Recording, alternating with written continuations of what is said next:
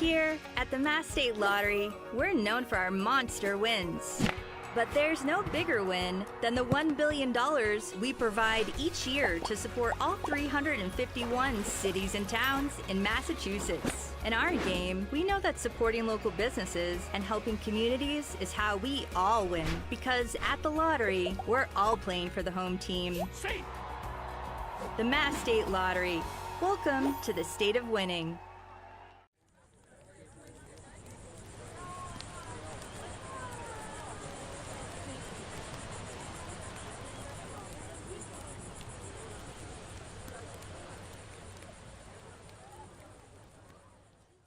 When you need to be seen for a minor illness or injury, Cape Cod Healthcare Urgent Care is here for you with high-quality, full-service walk-in care. ER expertise meets urgent care convenience at our 6 urgent care centers, which are staffed by board-certified ER providers and located Cape-wide from Falmouth to Orleans. Cape Cod Healthcare Urgent Care is open daily and offers a cost-saving option for everything from sprains to stitches, with timely treatment in under an hour for most patients. View online wait times at capecodhealth.org/urgent care. Cape Cod Healthcare Urgent Care. Minor emergencies, major attention.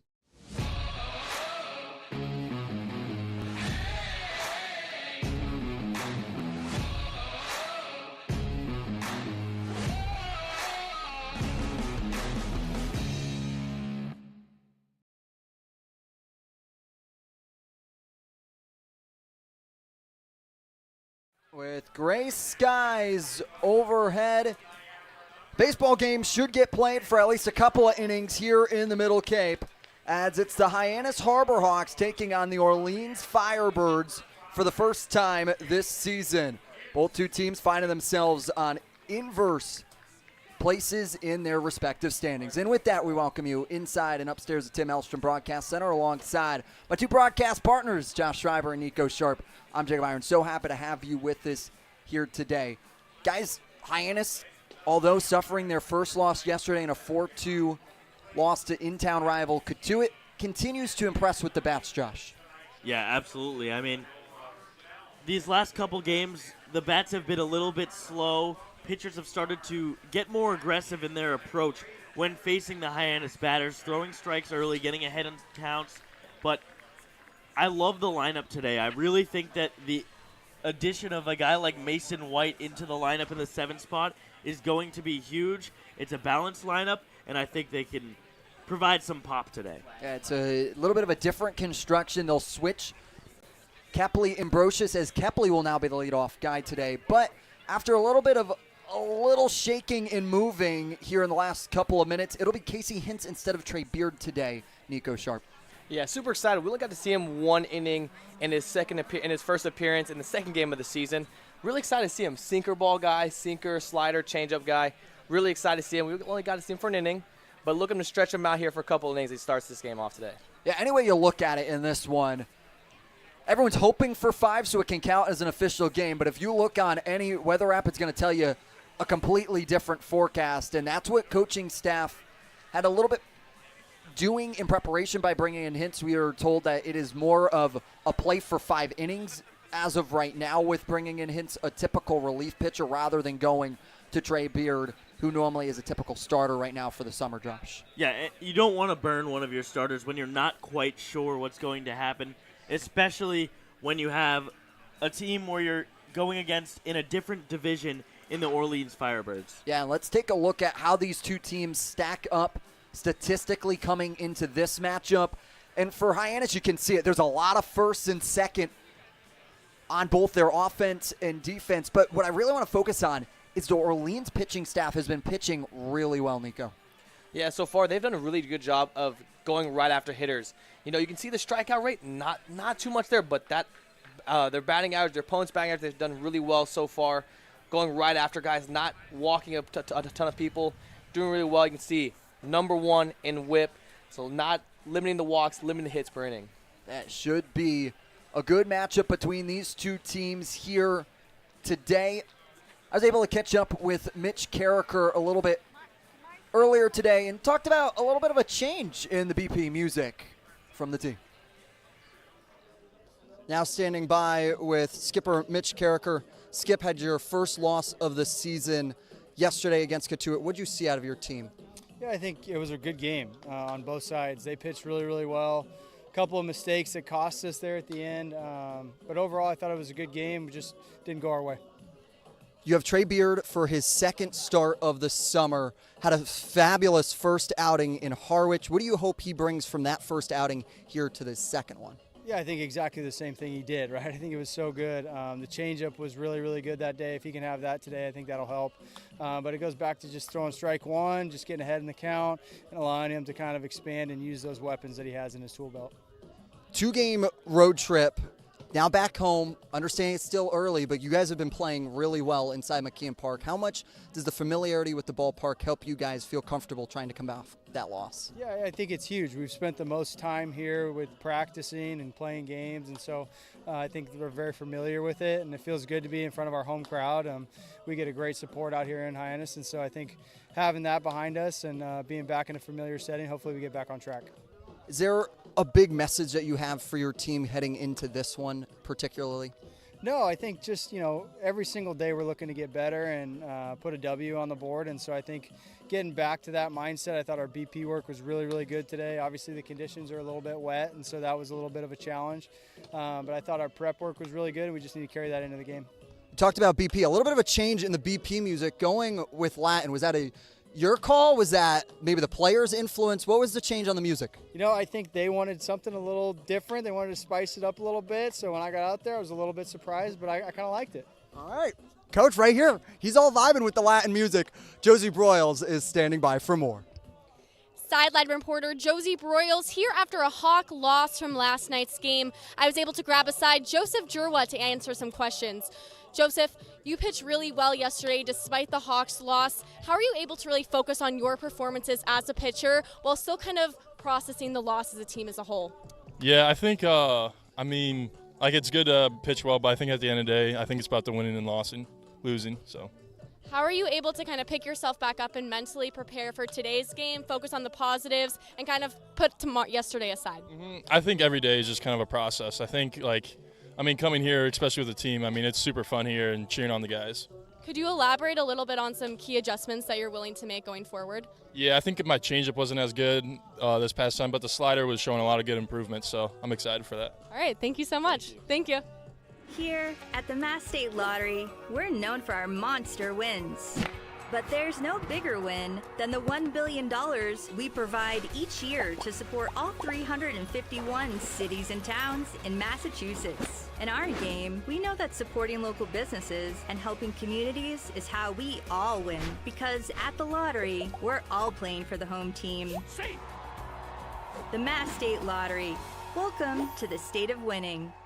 Injury. Cape Cod Healthcare Urgent Care is here for you with high-quality, full-service walk-in care. ER expertise meets urgent care convenience at our 6 urgent care centers, which are staffed by board-certified ER providers and located Cape-wide from Falmouth to Orleans. Cape Cod Healthcare Urgent Care is open daily and offers a cost-saving option for everything from sprains to stitches, with timely treatment in under an hour for most patients. View online wait times at capecodhealth.org/urgent care. Cape Cod Healthcare Urgent Care. Minor emergencies, major attention.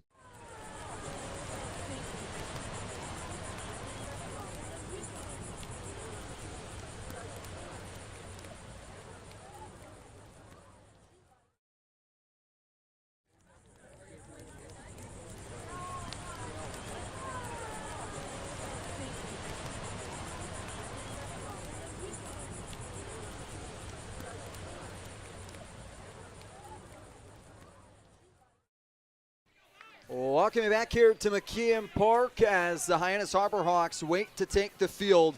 It'll be Casey Hintz who gets to start on the mound. Casey Hintz talked about him a little bit in the pregame. Sinker, slider, changeup guy. In the 95th percentile nationally in vertical movement. So what does that mean? His sinker is going to be moving a lot up to down, going to get a lot of ground balls. We see him out of the pen usually. And so far in Arizona, they use him out of the pen. Had 3-1, 4.13 ERA. Got 32 2/3 innings pitched. Most of the time, you're going to see him out of the pen. Going to get him to start here, with the rain coming in potentially. Look to play this game as this is the back half of the game. Let's take a look at how Things off here for their lineup with Hudson Shupe and then Rock Chalowski, who's been so good at shortstop, Josh. Yeah, and this is a lineup that has really struggled this season, only scoring more than 2 runs twice in their first 6 games of the year.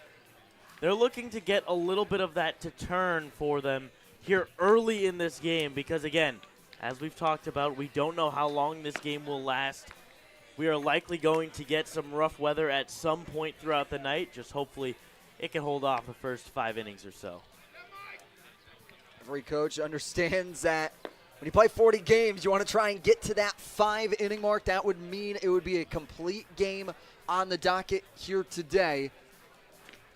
Across a jam-packed Saturday night of Cape Cod Baseball League games. And for Nico, how does the weather play into a starting pitcher here in this factor? You know, it's all about putting up zeros. It puts a little bit more pressure. Basically, this game is going to be played, like I said, the back 4 innings of the game, 4 or 5 innings of the game. So you're going to be using your bullpen arms. It's going to be shorter leashes. You have to play it for these 5 innings because with this rain coming, you know that every single inning is going to count. So you're going to see short leashes here. You're going to see a guy in the bullpen already stretching, getting ready to go. As you know, everyone's going to count here early in the game. Throw down from Janik gets you set for Hudson Shoup to lead things off for the Orleans Firebirds, the Gonzaga Bulldog. Sidelined for a decent portion in the early going for the Bulldogs. Found himself with a 284, though, batting average for them. First pitch from Hintz is turned on and lined into left field. A hard rounder first, going and sliding. The throw's in plenty of time, and umpires were out of position. Robert Melms, Joseph Hilton, Matthew Kane, no one had went over to cover the second base on the round. Melms was out in left field, and no one was moving over to take a look at second, and now they're going to call in Matthew Kane, the home plate umpire. And that is such a tough play. Both umpires staying in their stations first to third. Ultimately, there's a third base umpire making the call, and they're having a conference, but nobody has the angle to really make the decision there, and they do make the switch. Interesting to see how that played out because nobody had the real good angle there to make that call. And Shupe, when he came off the bag, he just assumed he was out. The throw beat him by probably a full second and a half, as now head coach Kelly Nicholson coming out to talk, gets an explanation, and appears to like it well enough to not argue. And it was a tough go for Shoup, trying to leg one out for a double, and he's gunned out by Groves into second base. And quickly one away. Whew, what a start to this ball game. Yeah, some defensive prowess by the Harbor Hawks. The outfielders especially this season have just been fantastic. Several outfield assists now at this point. Groves, Kepley, and Brocious round out the Hyannis outfield, along with Clark, White, Gazdar, Datalo, and Janik on the infield. 0-2 is low. Brock Chalowski so far has scored in the past 3 games for the Firebirds. Now the 1-2 is away, 2-2. And Casey Hintz not afraid to work backwards, loves to throw that hard-breaking slider early in the count, and he even tripled on it in this AB so far. Threw 2 for a strike and then got used 1 as a chase pitch before using a fastball in behind it. 2-2. Soft foul ball down by the Bat Boys. No one could come away with it. Hintz is attacking right now, trying to get ahead on hitters. Probably the right strategy when you're facing a team that's struggling with the bat.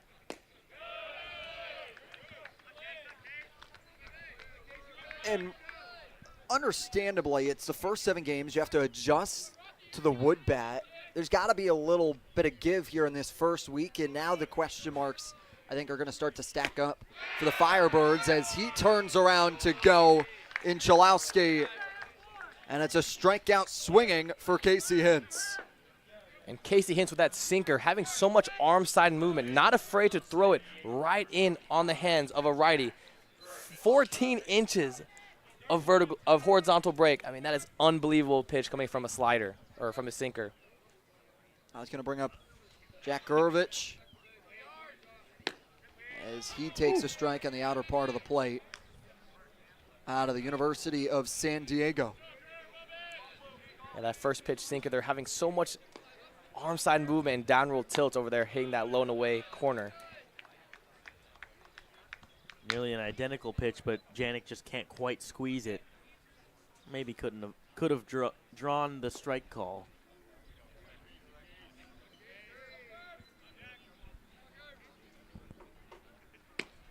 Gurevich looks at a ball, outer part of the plate. So far through his 20 at-bats, batting .200 on the summer. 2-1, firm fastball right down the middle. And that's just that frisbee slider right there, backing it up, going from the other batter's box into down the middle.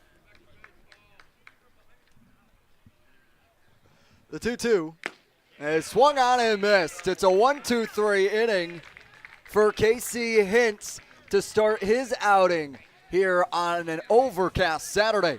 Harbor Hawks picking up the bats when we come back. Will be your college. This will be your home. This is where you will join a community that supports you, cares about you, pushes you, cheers you on, challenges you, inspires you, helps you reach your dreams. Open your eyes to opportunity and your mind to possibility. Your future begins here. Make a difference. Leave your mark. Break the mold. Be a leader. Achieve unimagined heights. Believe in yourself. Make lifelong friends. This is your time. Your place. Your home. Your Dean. It all starts here at Dean College. Hello there, Cape Cod. We're Bork Heating and Cooling. We've been around for 38 years and counting and have served over 5,300 customers. We specialize in the installation and service of your HVAC systems. Our favorite part of the job is making sure our customer is 100% satisfied. We've been using Bork Heating and Cooling for over 20 years now. They've installed our furnace, our central air conditioning, and our hot water heater. Their service department is great, and I'd highly recommend this company to anyone.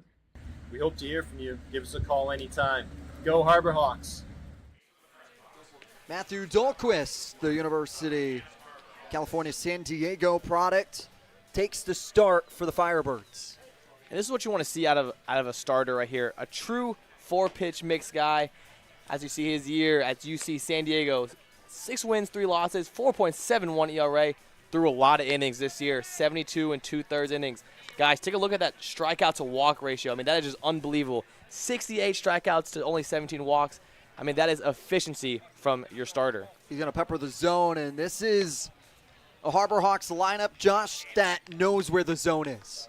They certainly do. They're going to lead off with Kane Kepley for the first time this season. Typically has been Parker Brocious every other game. He will bat second instead. Then Wallace Clark, John Gazdar, the 3 and 4, Zach York, Michael DiTallo, and then the new Harbor Hawk Mason White batting 7th. Camden Janik behind the plate. He is batting 8th, and then Nick Groves will bat 9th. Kepley takes a strike for the first pitch. He sees White out of Arizona, coming in just 2 days ago and gets his first start of the summer for the Harbor Hawks. Kepley unleashes on one to left field. Yaman is there to make the grab. One retired. Orleans shifted perfectly for Kepley that time. Hit the ball well down the left field line. Sometimes that ball will most often be caught. But the fact that the left fielder was positioned in almost perfect position was a good sign of the Orleans scouting report. Bunch home for Ambrosius. He pulls back. It'll be Yaman, Tuft, Griffiths, left to right in the outfield. Bucherio, Chalowski, Shoup, and Gurovich as Brocious sends one deep into the trees into left. Hyannis leads 1-0 off the long ball from Parker Brocious.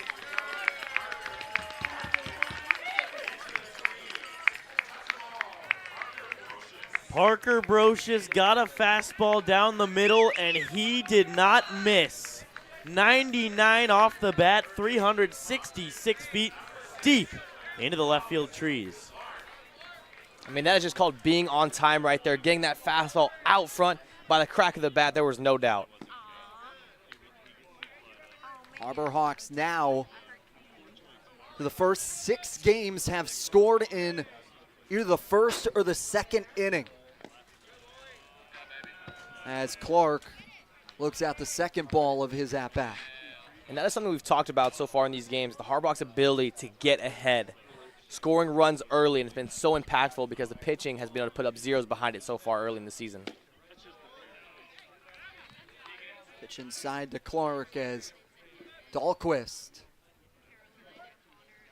is behind 3-0.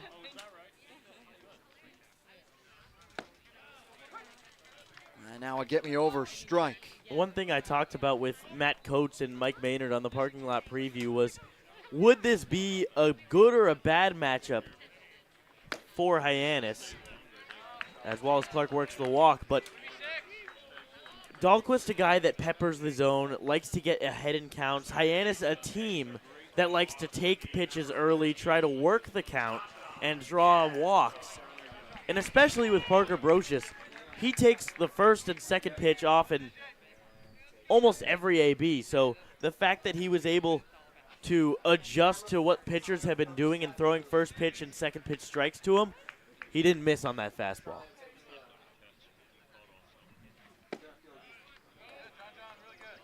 As Gazdar looks at a ball outside, 1-0.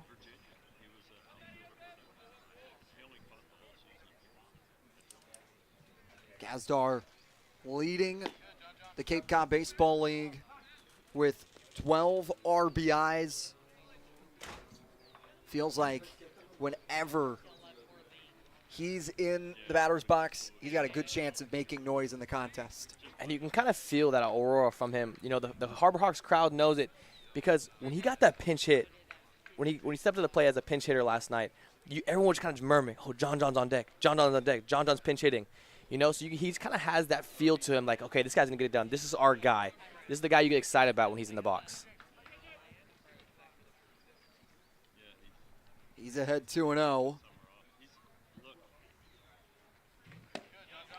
As he looks at a strike, 2-1. And someone that had a great spring for Austin Peay, put himself as a Brooks Wallace finalist.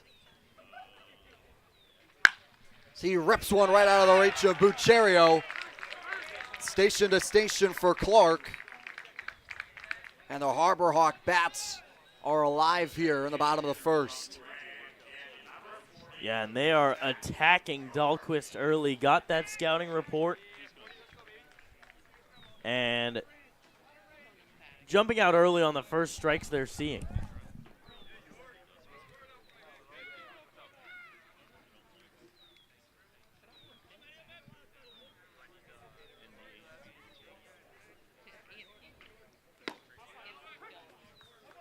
Clark looks at a strike, and we find ways consistently to allow York opportunities to talk about his plate approach, and he is very open and honest about it, how he's going to command the zone. He wants to command his at-bats.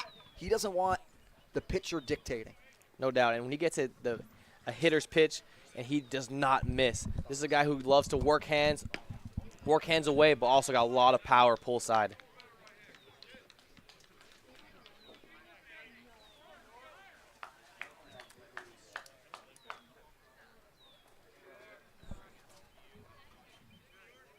Two-one to York.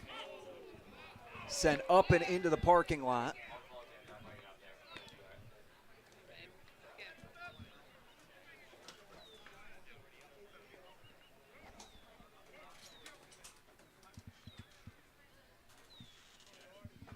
Now the 2-2 to the Antelope.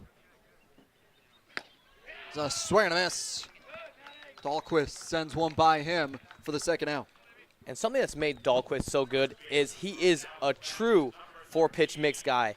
Fastball, slider, curve, changeup. And his off-speed and breaking stuff, he throws it all evenly. So it makes his fastball look like it's just that much harder. He throws about 90 miles per hour. But when you have all those breaking pitches and you're showing all of them, it just makes you that much better deeper into the games. It's a quick liner over to Shoup at second base for DeTalo. But it's a half inning marked by Parker Brocious and a home run touching the trees in left field. Harbor Hawks leading 1-0 as we head to the second. Make a difference. Leave your mark. Break the mold. Be a leader. Achieve unimagined heights. Believe in yourself. Make lifelong friends. This is your time. Your place. Your home. Your Dean. It all starts here at Dean College.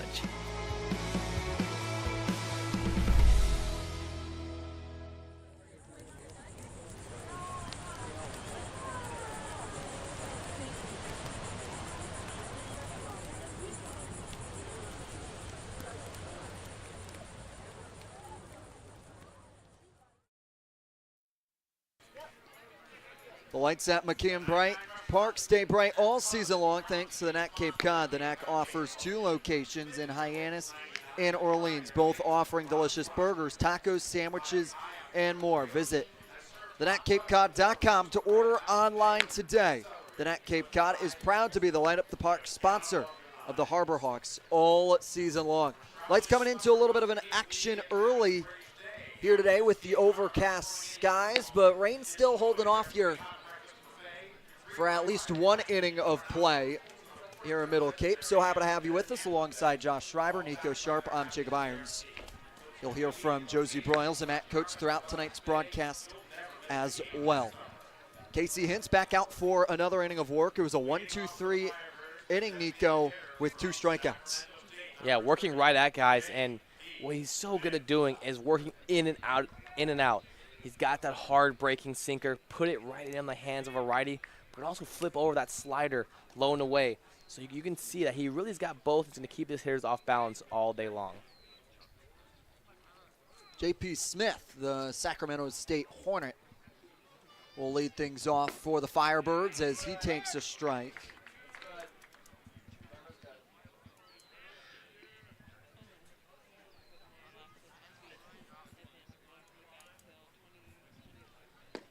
Now the 0-1 is low and away, 1-1. And I think what's so good is that he's not afraid to throw pitches back to back. He's not just going to go sinker, then slider, or slider, then sinker. He'll go back to back. He just worked 2 sliders right there, gave him 2 different looks. 1-1 is low.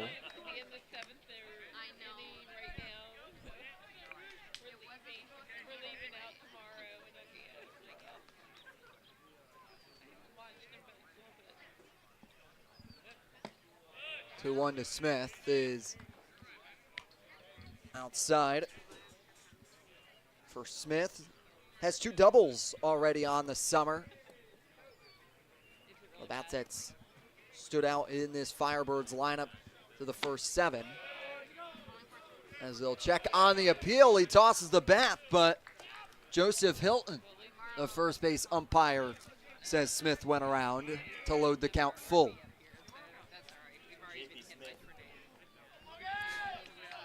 J.P. Smith had fully tossed the bat away, but Smith, a guy that can really swing it. Watching him in BP was impressive. The ball just sounds different off his bat. 3-2, fouled off into the trees by the soccer field here at St. John Paul II High School. Walking distance from downtown Hyannis.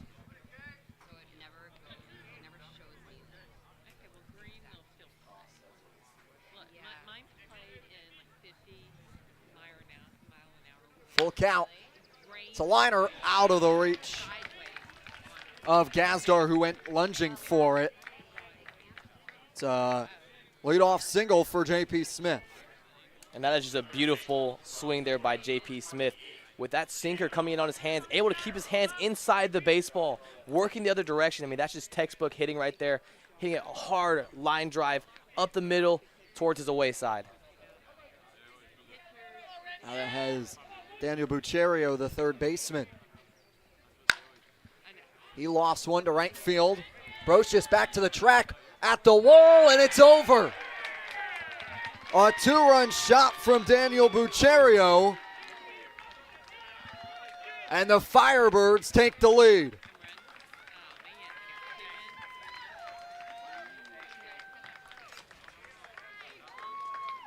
That oppo power for Bucherio takes that slider middle up and takes it the other way deep. And once again, that's just a great approach right there. Understanding that that sinker is going to come back towards hands. You can tell the approach before the game was keep your hands inside the baseball, work the other way, use that sinker against them. And you saw it right there with an oppo bomb. Yaman fouls back the first pitch he sees into the glove of Janik. I believe we're seeing our first raindrops so far here. A few drops coming in. I see the mound is tarped over there in the bullpen down the third base line for the Harbor Hawks now.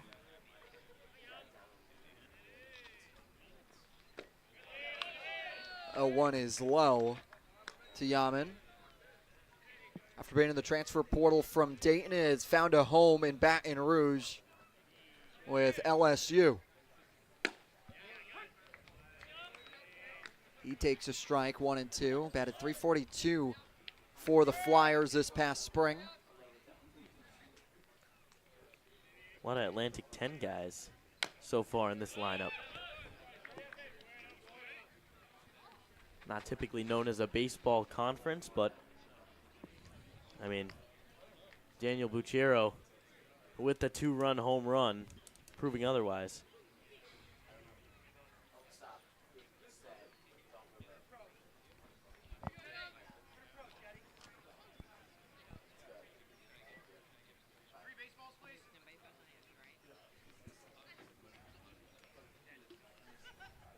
Yaman, another guy who was on a summer team with another interesting name, the Amsterdam Mohawks, in the Perfect Game Collegiate League. Hit .208 there last summer. 10 ribbies. And Yaman looks at a ball high and away.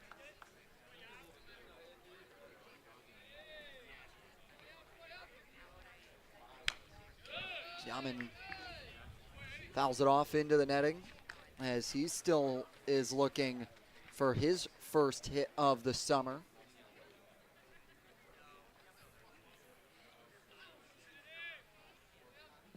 Now the 2-2 is inside.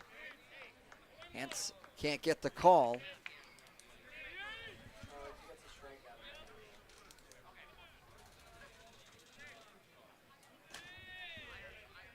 Payoff pitch. Liner off the hop. White collects himself. Fires across the diamond with his first defensive play as a Harbor Hawk.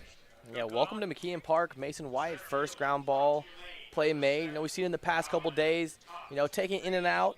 We've seen him taking during BP, taking ground balls, you know, getting acclimated to the McKeon Park field.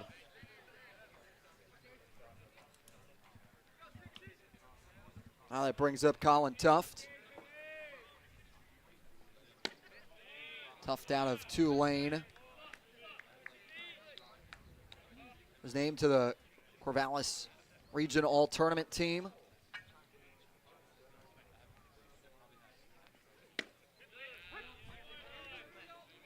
Now the 1-0 turns to a 1-1. Hence not afraid to work in and out. Put another sinker right in on the hands.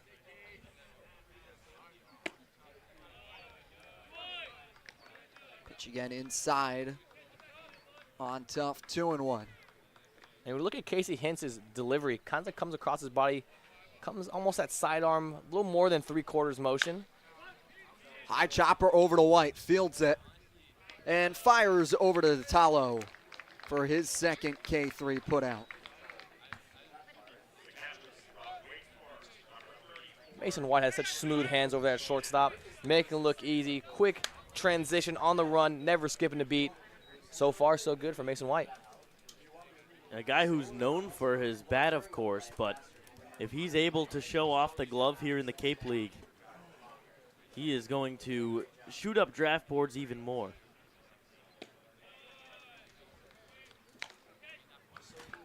And he's been a great addition to an already stacked infield. You know, we have these three guys in front of us, Eric Snow and Anthony Silva, awaiting getting their time in as well.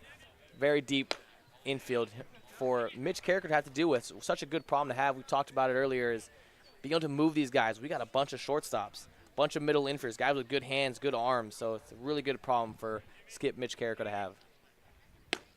1-1 inside again on Jimmy Keenan, the catcher out of Wake Forest. And the hope is for Gazdar along with Silva to hear their name called when it comes to July, opening up some of the opportunities for Snow and then White, who are 2025ers in the MLB draft, to have their opportunities a little bit more on the back end of the summer.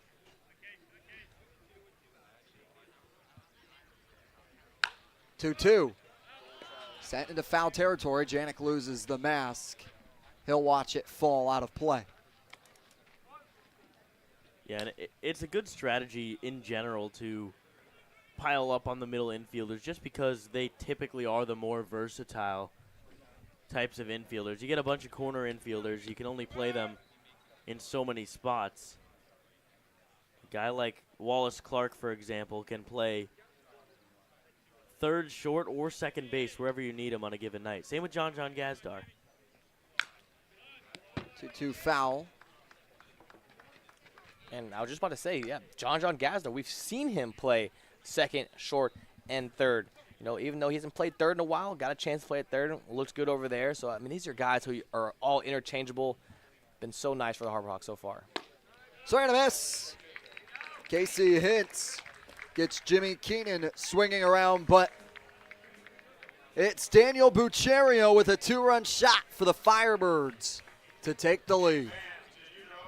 When you need to be seen for a minor illness or injury, Cape Cod Healthcare Urgent Care is here for you with high-quality, full-service walk-in care. ER expertise meets urgent care convenience at our 6 urgent care centers, which are staffed by board-certified ER providers and located Cape-wide from Falmouth to Orleans. Cape Cod Healthcare Urgent Care is open daily and offers a cost-saving option for everything from sprains to stitches, with timely treatment in under an hour for most patients. View online wait times at capecodhealth.org/urgent care. Cape Cod Healthcare Urgent Care. Minor emergencies, major attention.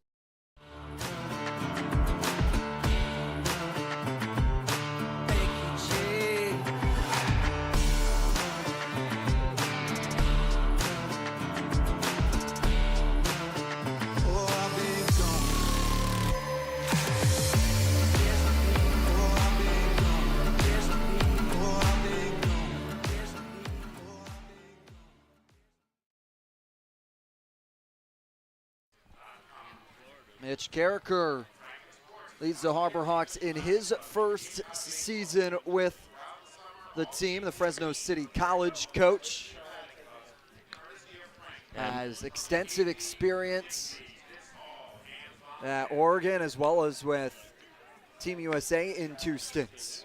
And I really liked his answers yesterday after the loss to Katuitt when he was talking to our sideline reporters, just saying that he still likes where they're at. Obviously, having a game or two where the bats, he said that the bats are not going to be there every single game. You're going to be on and off with the bats. So he still likes the approach that his guys are taking and still believes that they're very much on the right track. And it's Mason White getting his first at-bat in the pinstripes. He takes a strike, batted .305. for the Wildcats. Came in as the number 14th college prospect by Baseball America for the 2025 MLB draft.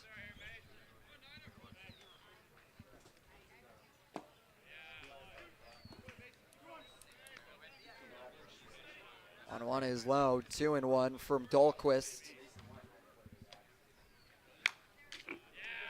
Fowler right back to us, protected by the netting here at McKeon Park. He's right on it, though. You could tell. Got some good backspin on that ball. 2-2 sends into the parking lot.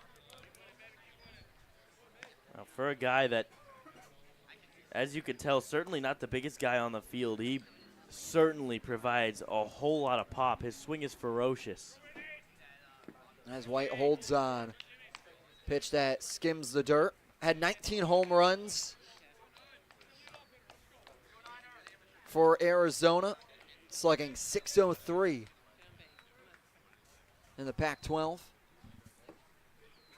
Payoff pitch as he's rung up looking. Yeah, pitch just caught that bottom part of the corner. Matthew Dahlquist seemed to surprise him maybe with that arm side run fastball right there. Just able to get the thumb under his Keenan. Made it look maybe a little even closer than it was. Now Camden Janik.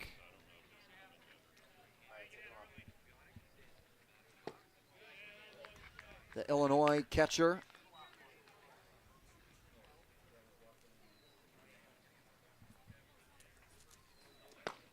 An 0 for 4 against Bourne 2 nights ago on the rotation between him and Manny Garza behind the plate so far in this 2024 season. So he looks at his first strike.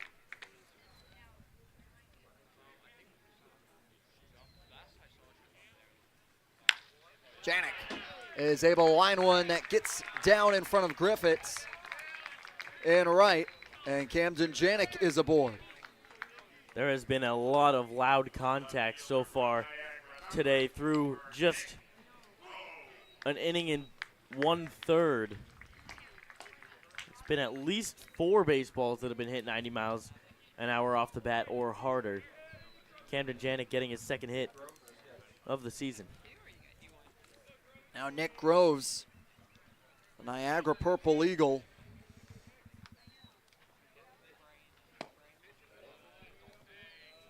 Looks at a ball, went 1 for 2 yesterday with 2 walks, and brought in Silva to score, being one of the 2 runs in Hyannis' 4-2 loss yesterday to Katuitt.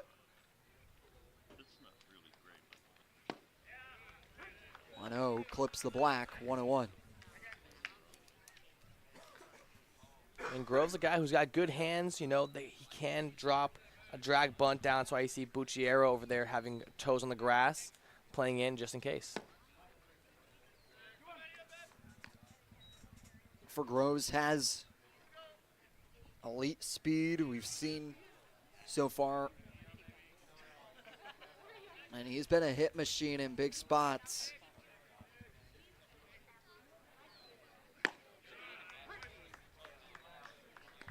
He takes a strike, 2-2.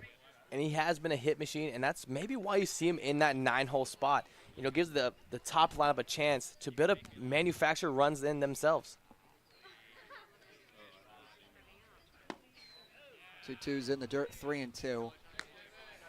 9-hole, I think, sometimes can have the misconception of being the worst hitter, but sometimes it can also be that second leadoff position for your team to create a little bit of buzz so that when you get to Kane Kepley, the leadoff batter, that they're able to be there. And it's a grounder out of the reach of Chalowski, the shortstop.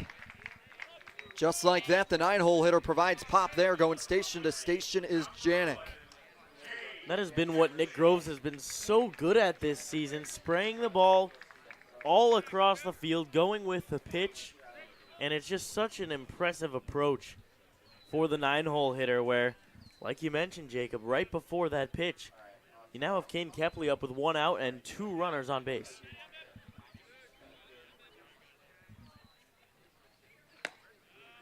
Kepley takes a strike on the outer part of the plate.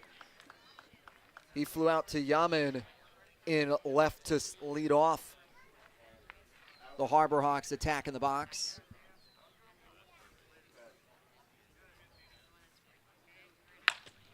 Hard grounder that flirts with the foul line. Janik is held at third. Stays fair on a hard grounder that gets by Buccerio.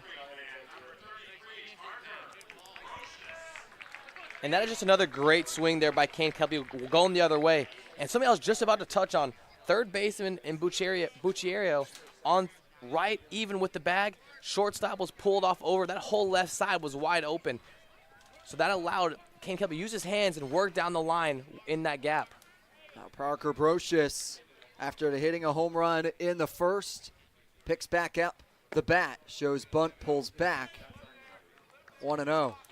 In his first at-bat, Brocious faked the bunt in the first pitch and then hit a tank the second pitch. Here comes the second pitch now. Breaking ball that Brocious waits on. And we've talked about it before, and sometimes when they show that bunt, it's not always, hey, I'm going to bunt it, but all he's going to do is bring in that third baseman, open up gaps, allowing that third baseman not to have as much room. Grounder over to Chalowski. He'll turn over to Shoop at second, not in time for the double play. Janik comes across to score. It's 2-2. And that was a ball that was not hit hard enough to be a double play, but Rock Chalowski at shortstop has such quick hands.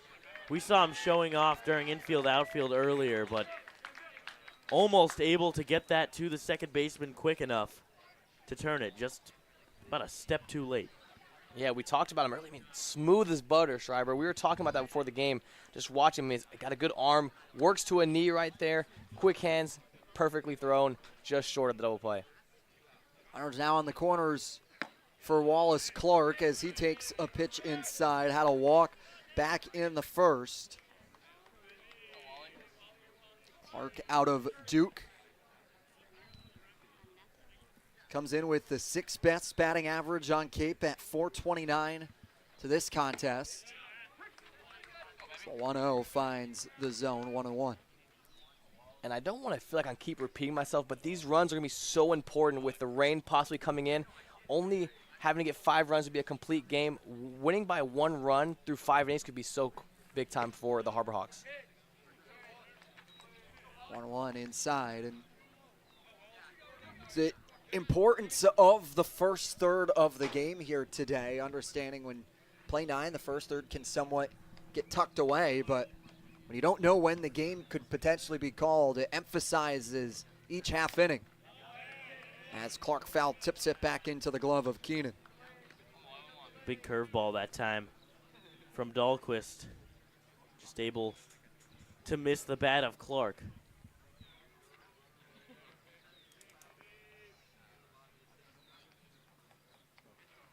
Two. Sent a mile into the air. Chalowski out to assist Yaman, who motions over to his left side to make the grab. But it's the Harbor Hawks skirting one across from the fielder's choice of Parker Brocious. It's a tie ball game here at McKeon Park. Here at the Mass State Lottery, we're known for our monster wins.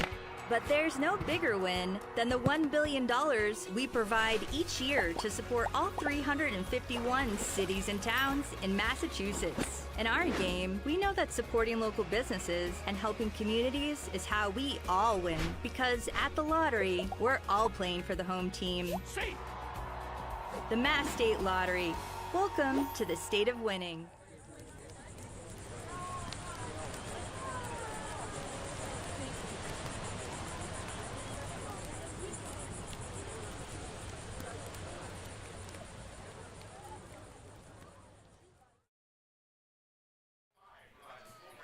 It's a cross-division matchup here today. between the East and the West. Taking a look at the standings, it's Hyannis leading the way for the West, while Harwich at 4-2 finds themselves atop of the East. Yeah, obviously a great start for Hyannis, tying at Bourne, losing at Cotuit, final in 8 innings. Still have not lost a full 9-inning game. Unlikely we get that today, but hopefully we can at least get a complete one in. And you look over at the bottom of the West, Falmouth, 1-5. A little bit of a surprise as Falmouth really got hot at the end of last season, but hopefully they can get that going so we can continue this Hyannis-Falmouth rivalry from last year that was so impressive. Only 7 games in, Josh. A lot of baseball left to be played here on Cape. 40-game regular season, cutting down from 44 from last year. Moving to the 40 format this year. And be Evan Griffiths, the right fielder, who looks at a ball from Hintz.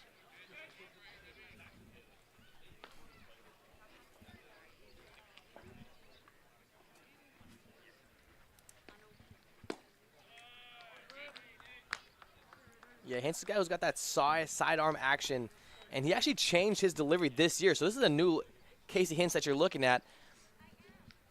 He became this sidearm thrower after talking to pitching coach Kevin Vance. High grounder over to White at short, fielding off the hop. Gets it over to Natala. Mason White's getting some run here in his first game defensively for the Harbor Hawks. That time, just a nice, easy hop to get the runner going to first, who, not a ton of speed from Evan Griffiths. Not a lot of pressure on White. Now Hudson Shoup, second baseman, who had a single but got caught trying to extend it. And it's a ball right back up the middle. Snuck it by Hintz, and he's aboard. Shoup didn't even give us a chance to mention it, but Casey Hintz typically used as a reliever for Hyannis. Now in his 3rd inning of work, seeing the top of the order for the 2nd time. This is where it's going to get more challenging for him. When you only throw two pitches typically, guys, the 2nd time through, the best hitters are going to know what to anticipate a little better. Janik comes out of his crouch to go talk to Hintz.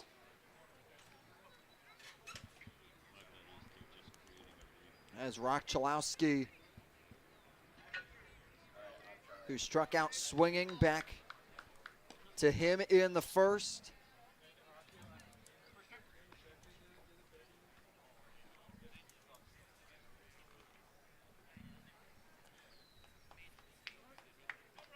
And with Hintz moving into his 3rd inning, we have number 35, Blaine Wink, in the Harbor Hawks bullpen, getting loose.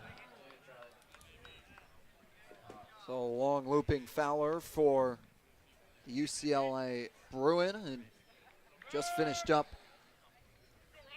his freshman year. Chalowski did. His named freshman 2nd team All-American by perfect game. Hintz checks back. Shoup goes in, sliding. Nice quick pickoff move from Hintz. Quick with the feet, and then a sidearm throw over to first. Another pickoff attempt. Has Shoup back in, sliding on his belly.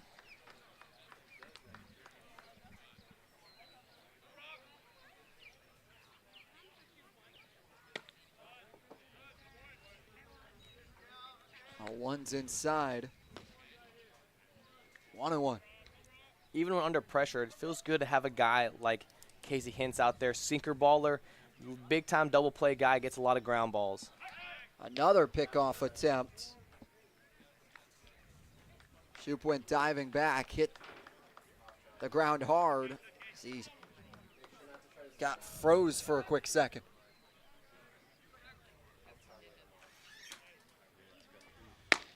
One comes home inside.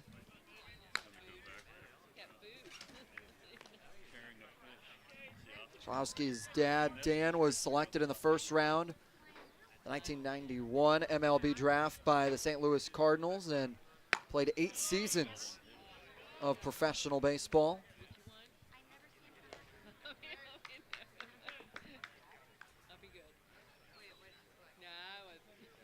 Casey Hinn so far working on that inner half of the batter's box so far. Really working on Shoop over there at first base. Thrown over 4 times.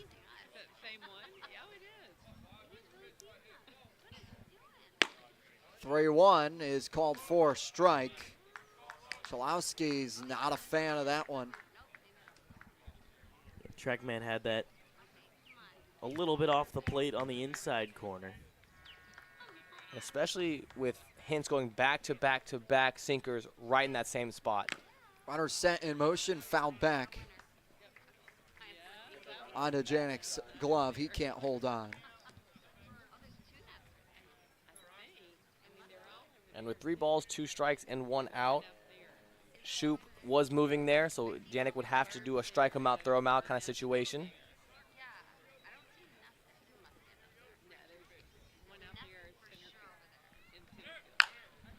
Liner that stays fair, deep in the hole for a dart across the diamond from Wallace Clark. That is just an unbelievable play there by Wallace Clark.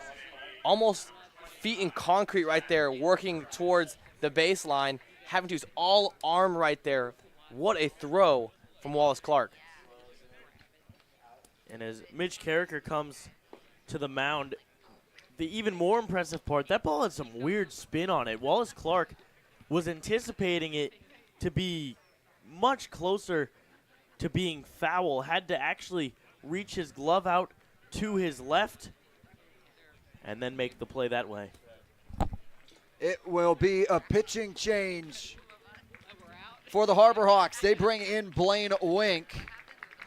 We'll take a break and get readjusted. Stay right with us. It's a 2-2 ball game here on the Hyannis Harbor.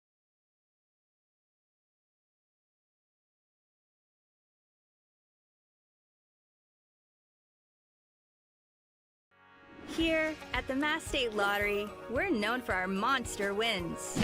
But there's no bigger win than the $1 billion we provide each year to support all 351 cities and towns in Massachusetts. In our game, we know that supporting local businesses and helping communities is how we all win. Because at the lottery, we're all playing for the home team.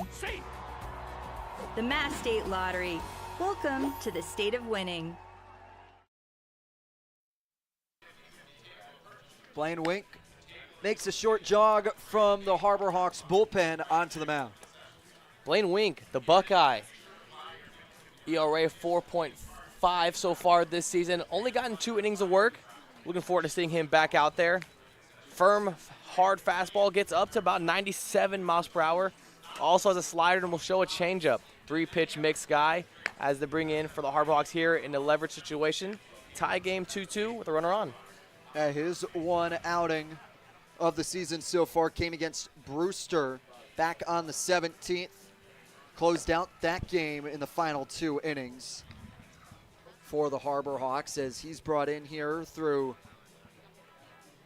2 2/3. He'll see Jack Gurovich as his first batter. Once he gets his final warm-up pitches in, and Gurovich batted .324 for San Diego, was an all-WCC second-teamer. He's primarily first baseman for them, as he's doing tonight for the Firebirds.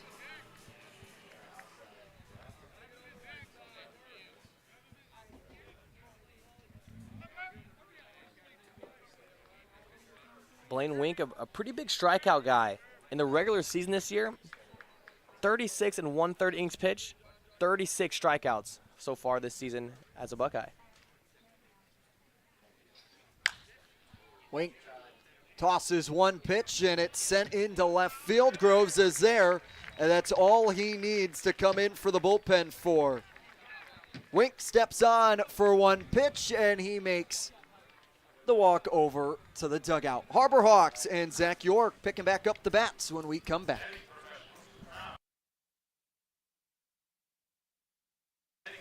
As we welcome in Matt Coates for more. Whether it's batting practice equipment, facility netting, custom wall padding. Thanks, guys. As we know, Mason White is joining the lineup today for the first time. The sophomore middle infielder out of University of Arizona brings some much-needed pop to this Hyannis lineup. This season, he had 19 home runs and 65 RBIs for his squad. He's an instrumental piece for their team as he went on to win the last Pac-12 championship, earning Pac-12 tournament MVP in the process. White's joining this Hyannis lineup known for high contact rate and great getting on base ability. Hopefully, he could bring some power that he had at the college level here to the Cape Cod Baseball League, knocking a few balls over the wall here at McKeon Park. Back to you guys. Hey, thanks so much, Matt. And he's already been tested defensively so far, as he's had to make quick work. Already has 3 putouts registered so far on his summer. Yeah, making it look easy too. You know, we talked about, his smooth hands, good arm. Really excited to see him defensively, but cannot wait to see his bat wake up here and light up McKeon Park. Yeah, watching him in batting practice was really fun. He hit some balls to deep center field that, you just don't expect to see hit by a guy of his stature. Now John Gazdar, Zach York, and Michael DiTallo are the 3 due up for the Harbor Hawks here in the home half of the third, as Gazdar lines one by the reach of Bucherio. And John Gazdar has 2 singles to his name. And John wasting absolutely no time.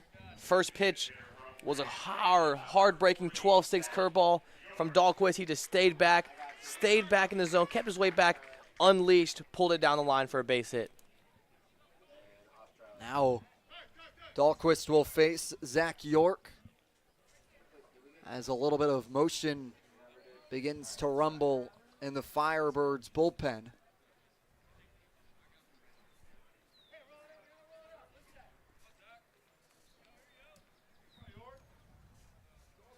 York struck out swinging in his first at-bat of today's game.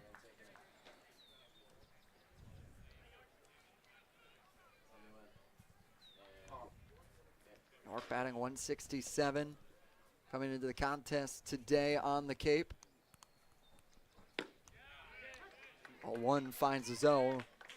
He's behind 0-2. York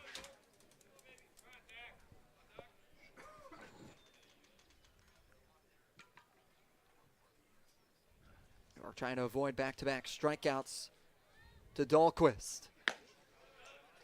York holds on a pitch. 1-2.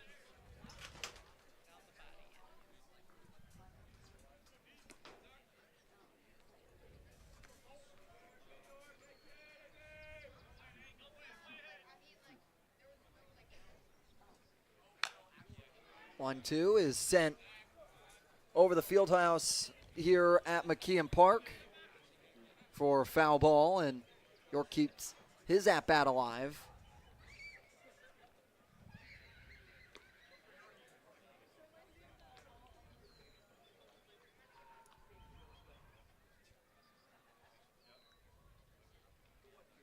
One, 2 is reached out for. Gurovich goes to second and fires back to Shoop, with Dahlquist covering in time for the second out and the double play. Just caught Zach York out in front on that curveball that was placed perfectly on the outside part of the plate. York, as I mentioned, out in front, rolled over. Slow ground ball to first base, and Chalowski turns it. For Orleans, that's their 8th double play so far this season. Came in to today's game with a .86 fielding percentage, committing the fewest errors with 3.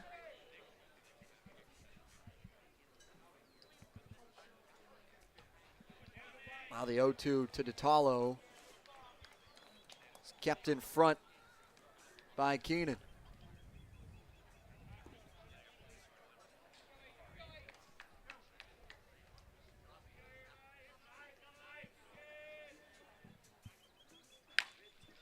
Talo sends one down into the bullpen. Bullpen catcher was ready for the grounder himself. And look for the Harbor Hawks to try to maintain offense all throughout the game. You know, we've talked about in the past 2 games, scored early and then kind of went a little bit quiet as the game went along. Talo sends another one down the left field line. He's wheeling around first, and he comes in standing to second after Yaman has a little trouble picking it up.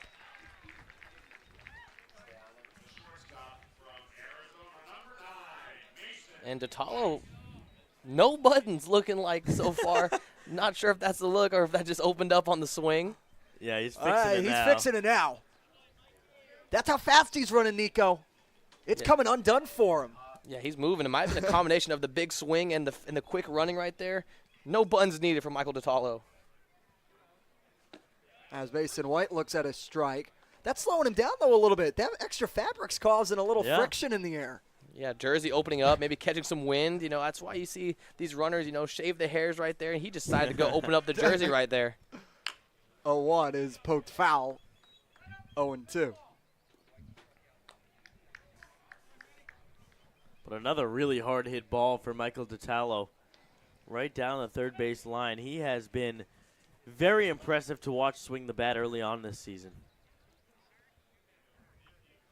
The 0-2 from Dahlquist is outside 1-2. And DeTalo out of Dallas Baptist University was the Conference USA Newcomer of the Year. As White looks at a pitch above his head, 2-2. Yeah, Dahlquist trying to climb up the ladder right there. Wouldn't be too surprised if he puts in that curveball to Tullen right behind it. 2-2. White turns on and sends it into the right field corner. DeTalo will come in to score easy. White around second. He's going for 3. The play at third, not in time. Mason White, welcome to the Cape with a sliding triple. Mason White was my pick for player of the game and helping himself out there with the go-ahead triple here in the third inning, and he did not miss it. 93 miles an hour on the curveball, Nico. Great call there on the outside part. And he's got the Harbor Hawks out to a 1-run lead here in the bottom of the third. Yeah, Dahlquist trying to flip that curveball in right behind the fastball he threw up in the zone. Just hung it a little bit. Mason White doing a great job staying back, using his hands through the zone, pulling that down the right field line, then showing off a little bit of the wheels here with that triple. White only had 5 stolen bases for the Wildcats this past spring. Showing he could grab a couple more here on the Cape with the speed he displayed off that triple.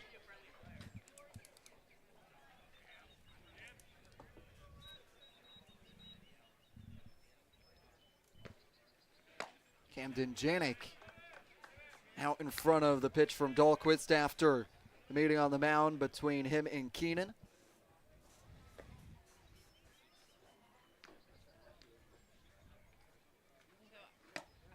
Inside to Janik as he's pushed away, 1-1.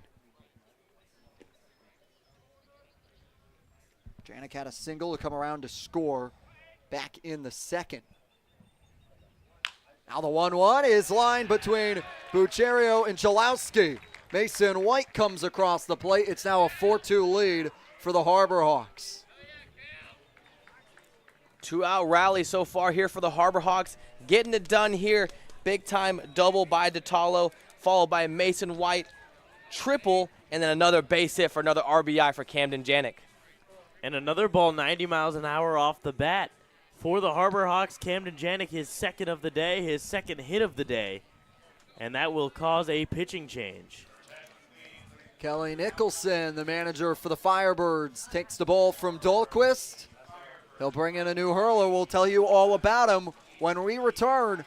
It's Harbor Hawks 4, Firebirds 2. Your future begins at Dean College. Make a difference. Leave your mark. Break the mold. Be a leader. Achieve unimagined heights. Believe in yourself. Make lifelong friends. This is your time. Your place. Your home. Your team. It all starts here at Dean College.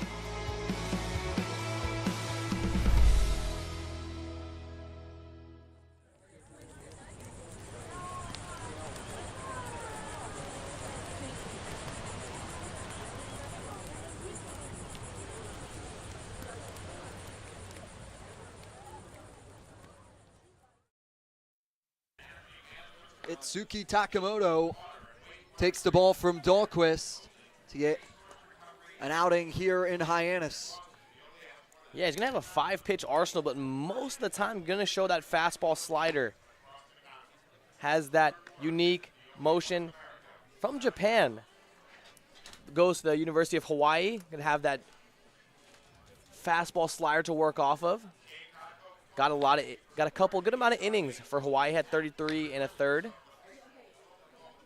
Yeah, a two-way player, one of the top high school prospects out of Japan. 4.59 ERA for Hawaii this past season in 17 appearances, 2 games started, 33 and a third innings. He saved 4 games for Hawaii and 31 to 16 K to walk ratio. He also got 16 ABs for them, 5 hits, and an average of 313. Now I'll ask you guys, what is Hawaii's mascot? The Warriors. I believe it's the Rainbow Warriors, but close enough. I feel like I'm pretty on the money there, Nico. Yeah, I feel like a rainbow was a pretty important part of that.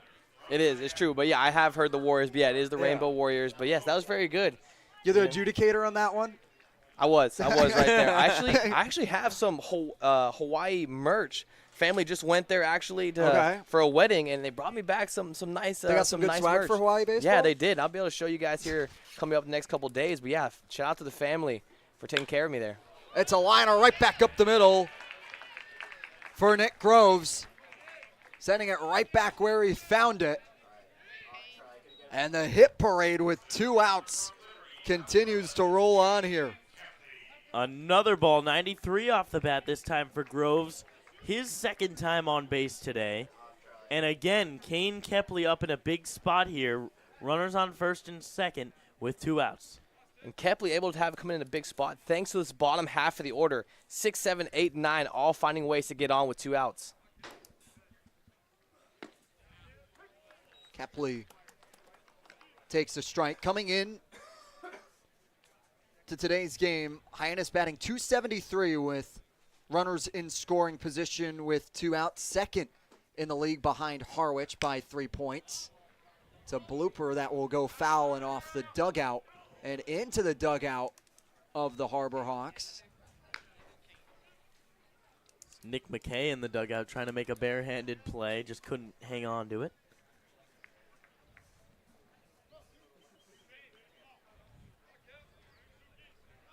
Kepley behind 0-2.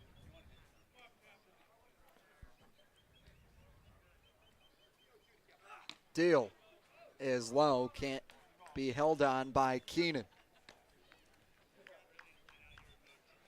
And Keenan's able to get his thumb under that. That ball just missed low. If Keenan's able to get his thumb under it, bring it up a little bit, that could be a called strike.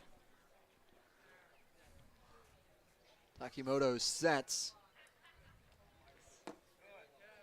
and delivers a ball into the dirt.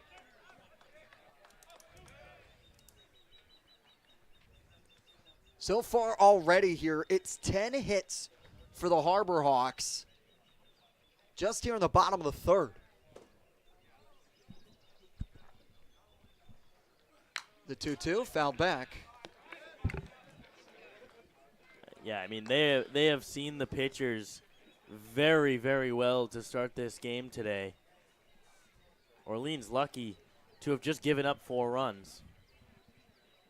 And even some of the outs, you know, with the Talos first AB and a couple of other guys having a couple of line outs, a lot of hard contacts even for outs here in the first 3 innings. 2-2 is skied into foul territory. Bucherio back to the foul grass to make the grab. But it's 2 more coming across for the Harbor Hawks here in the bottom of the 3rd. Through 1/3 of today's game, it's Harbor Hawks 4, Firebirds 2.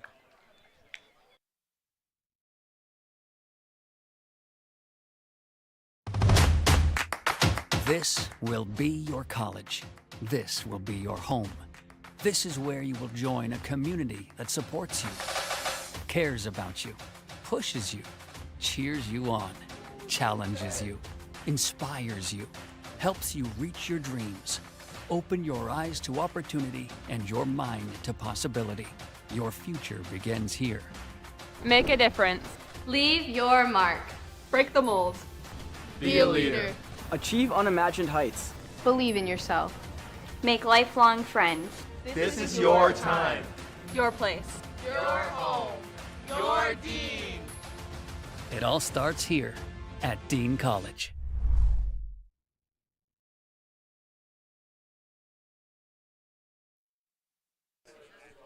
Fans out in the grandstands today, just because there's a little bit of a chance precipitation later. They're not scared away. They still want to see the stars of tomorrow shine tonight. Yeah, rain not scaring anybody here at McKeon Park. Still see everyone's families out here. Haven't seen many pets out here. I know we're a big fan of the dog cam. Haven't seen many dogs out here so far, but a lot of parents, a lot of grandparents, see some kids out here. Love to see it. We did have a massive reindeer here, and an inflatable reindeer. The Kilwins, I think it was a reindeer. No, that was most definitely a moose, Josh. Moose? That's what I was thinking. That's what I was thinking it was. That was a moose, Josh. Sorry to be in the Christmas spirit here in June, but don't worry. We have Christmas in July right here at McKeon Park on July 21st. You can come dressed in all your Christmas attire. Always a fun time here at McKeon Park. Not sure what that move was, guys. You guys weren't able to see it, but Jacob Byron showed a lot of excitement right there. he just punched someone out. He's an umpire. Yeah, loves Christmas. Former umpire. Loves Christmas in July. Smith swings through to Wink, 0-1. I can't wait to hear some Jacob Irons umpire stories this season. There's some good ones. Crew chief of Interhall Baseball just saying, 0-1, misses away, 1-1. Broadcaster and rules expert, former umpire Jacob Irons. Former? I'm going back in the fall. I'm back behind. Really? Oh, yeah. Are you at school? Well, yeah, but I do it at school. Oh, that's a development. It's the 1-1's in the dirt, 2-1. You know, what was it going to take to get you into the game, Jacob Irons? Because you're the umpire, but, how do we get you into the game? You mean playing? Oh, no way. 2-1 is in for strike, 2-2. I can't. I have no hand-eye coordination. None. My dad tried. He got me the best bats. He got me the best equipment, the best glove, and I still failed. There's just no way. The 2-2 from Wink is poked into shallow right field. Gazdor calls off the Talo to make the grab. That last pitch from Wink, 97 miles an hour on the radar gun. His first appearance, we knew he could get up to 97, but was sitting around 93 to 95. That time he dialed it up, got some weak contact. Bucherio, who had the home run in the second, holds on the first pitch.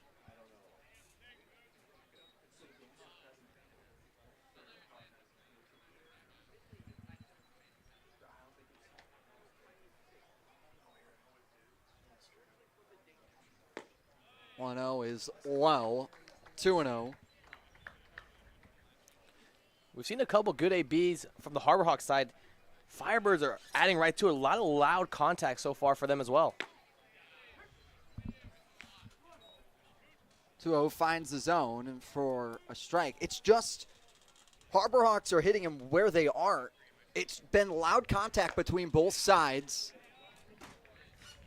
Pitch that smoked by Bucherio for the 2-2. It's really the deciding factor right now is the placement of the hits for Hyannis. 2-2 on the peel as Bucherio staying in the box after not going around on the swing for the full count to come from Wink. Foul tipped. Seemed like that got a big piece of Camden Janik behind the dish. Home plate umpire is going to walk that ball out to Blaine Wink, give Janik a little bit of time to cool off.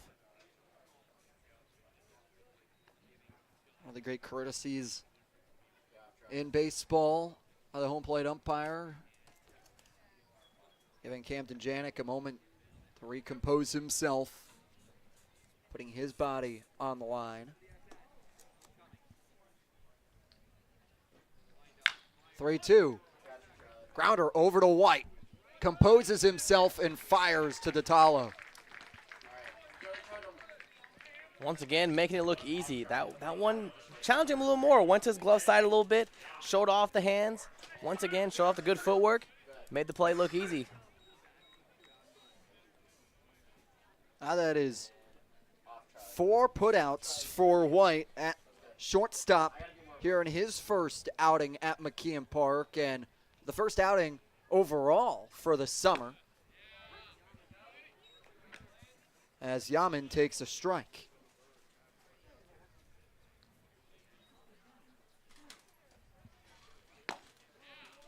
And looks at another one. And Yaman, last time up, grounded right over to the aforementioned White. The 0-2, good morning, good afternoon, good night from Blaine Wink to Eddie Yaman. Sending it by with a fastball to put an exclamation point on the 1-2-3 half inning in the top of the 4th. We go to the bottom when we come back. This will be your college. This will be your home. This is where you will join a community that supports you, cares about you, pushes you, cheers you on, challenges you, inspires you, helps you reach your dreams. Open your eyes to opportunity and your mind to possibility. Your future begins here. Make a difference. Leave your mark. Break the mold. Be a leader. Achieve unimagined heights. Believe in yourself. Make lifelong friends. This is your time. Your place. Your home. Your Dean. It all starts here at Dean College.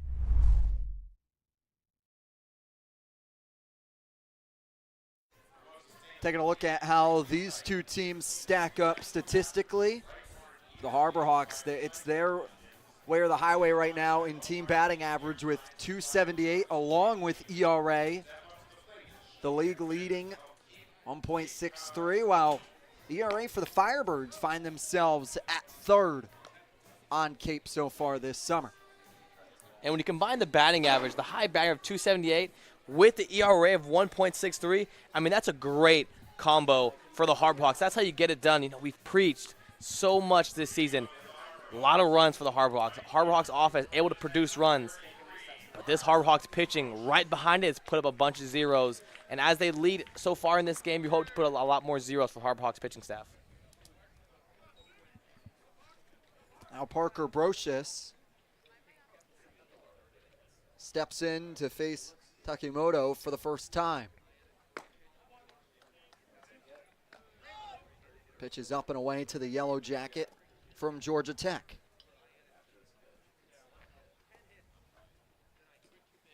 Bunt shown. This time acts on it, but it goes foul.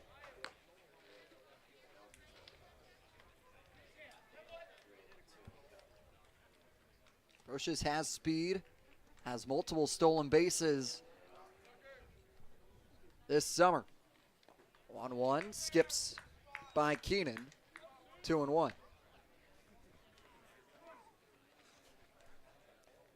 A little bit gamesmanship by the bat kid from Orleans. Leaning over the ball because he beat the Hyannis ball boy over there. 2-1 from Brocious is 3-1.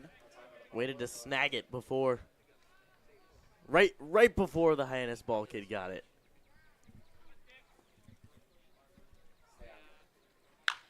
Brocious turns on one, but it's foul. 3-2.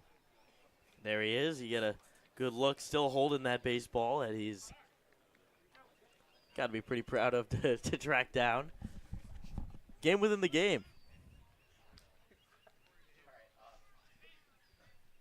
Brocious settles in for the 3-2.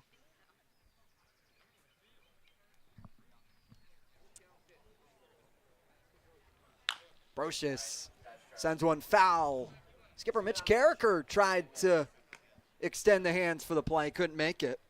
For the Harbor Hawks this year on a 3-2 count, they're batting 188 with 17 walks to only 8 strikeouts, and they find themselves in full counts. The payoff pitch is low and make that now 18 walks when faced with a full count. And that's one thing we talked about again is especially early in the lineup, working into deep counts. 3 balls, 2 strikes, a lot of foul balls, working foul balls, making the pitcher work a lot, and then ultimately getting a walk, finding a way on any way you can, whether it's a base hit, 3 balls, 2 strikes, or a 3-2 base hit or a 3-2 walk.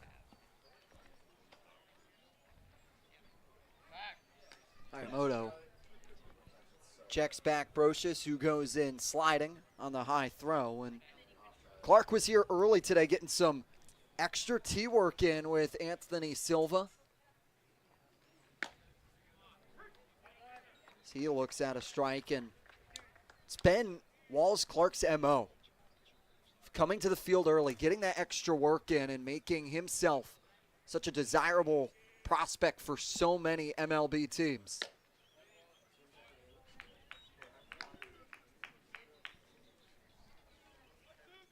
Yeah, he's been so impressive. Started at the bottom of the lineup, now hitting third today, and has really earned that.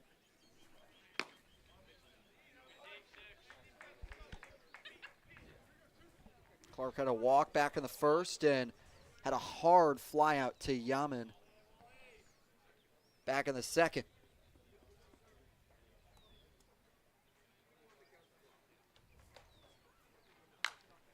Alls fouls it away.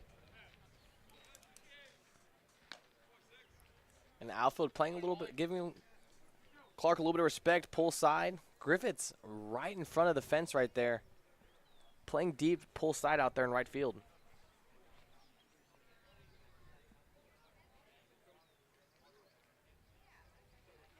Two is scorched to right field. Laying out to make the sliding grab is Griffiths.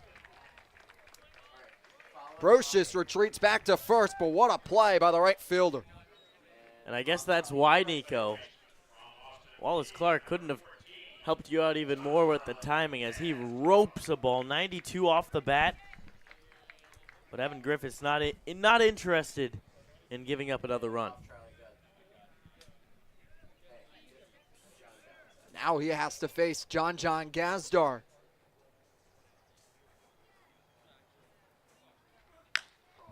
Gazdar sends one a mile into the air. Shoop moves off to his glove side and makes the grab. 2 retired.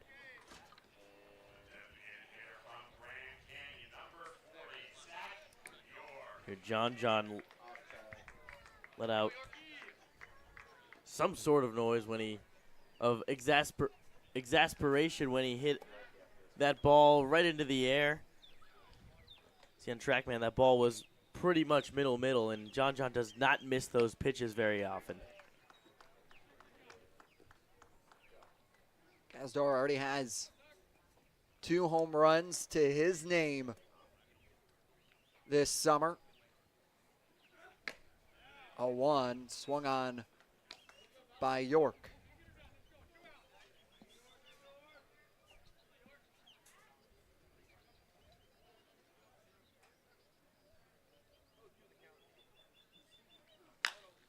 York golfs one into the shallow infield.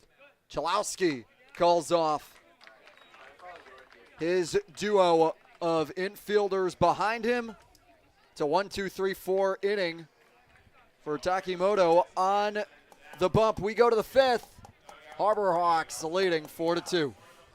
When you need to be seen for a minor illness or injury, Cape Cod Healthcare Urgent Care is here for you with high-quality, full-service walk-in care. ER expertise meets urgent care convenience at our 6 urgent care centers, which are staffed by board-certified ER providers and located Cape-wide from Falmouth to Orleans. Cape Cod Healthcare Urgent Care is open daily and offers a cost-saving option for everything from sprains to stitches, with timely treatment in under an hour for most patients. View online wait times at capecodhealth.org/urgent care. Cape Cod Healthcare Urgent Care. Minor emergencies, major attention. Pie eating contest brought to you by the Centerville Pie Company. Right here at McKeon Park. Dominic Carbone getting in on the action against what appears to be a TCU Horned Frog fan. And the young fan getting all the praise from the crowd in attendance here today. Dominic Carbone not getting the job done with the pie. He got some boos as well. Not used to hearing that. Normally it's just one guy gets, or one participant gets a little more cheers, but I guess fans not happy with Carbone's performance, but he seems to like the pie. He's keeping it. I was going to say, he's taking that right in. He's got a mid-game stack coming. I think he's negotiating with Ava whether he can take it or not. He's still eating it. That's what we're talking about. I had one of those pies last year. I was in the contest once. Pretty good pies. I was a big fan. That's good stuff. Leave it to the TCU fan. Get it done. Fort Worth, Texas represent. Love to see it. Knew the little kid would get it done, and he sure did. Lone Star up here, Nico Sharp. Carbone now sharing the pie with some of his teammates in there. Hey, sharing's caring, Josh. If you bring a little treat in, you gotta make sure you help everybody out. It's like when you're at school and you got a pack of gum. You know, you're everyone's best friend then. You're so right, Nico. As Tuft is behind 1-2 as Wink deals. It's lofted foul. Were you the gum guy in school, Nico? I was. Always kept a pack of gum on me. You know, had people who knew. Never talked to me. All of a sudden, you pull a pack of gum out. Everyone's your friend. Hey, can I get one? Hey, bro, let me get one. Oh, okay, guys. All right. Nice guy. You know, I was always, taking care of all my people around me. Like you are up here every night. Appreciate you, Nico. Do what I can do for you guys. Love you guys around here. Where's the gum, though? I want to ask for the gum now. If I know you're carrying gum, I might On want air some. would be crazy. That would be a little bit annoying for people listening, I think. Oh, yeah, but, we spend enough time. We spend enough time off the headset that I've never gotten offered a gum. 1-2 from Wink is sent over to White. Is able to turn his body around on it, and it's another put out by the shortstop. Everything's automatic for him today. Yeah, you just don't hear about Mason White's defense coming into it, but everything we've seen today has been really nice. 2 plays now going to his glove side on the move, little flick of the wrist, and gets it over to first with ease. And also talk about this is the field he's playing at for the first time here in the pinstripes on the defensive side.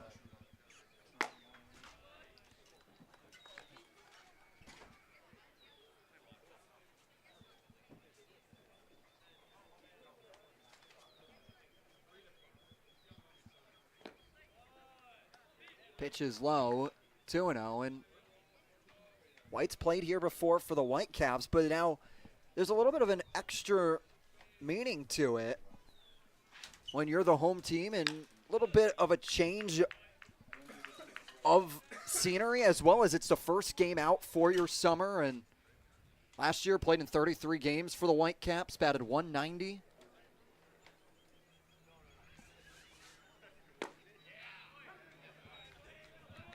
As Wink deals a strike to Keenan.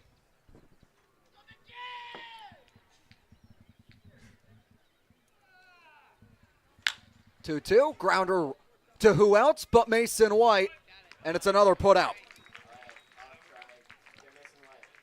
Yeah, getting him used at McKeon Park here. You talked about it. Came here as an away guy. This is his home now. This is where he'll be playing the majority of the games, making it look easy so far. It's a little different when you show up here on a bus as the away team and you show up here early with the home guys, getting here early, taking BP first. It's nice of the Orleans guys to give him some practice here in his first game of the season. And now 6 putouts for the Wildcat at shortstop.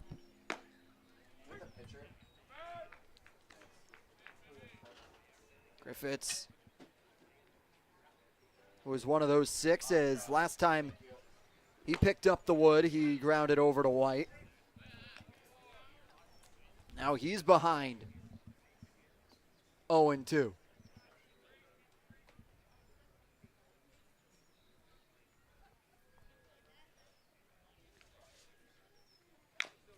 Foul back.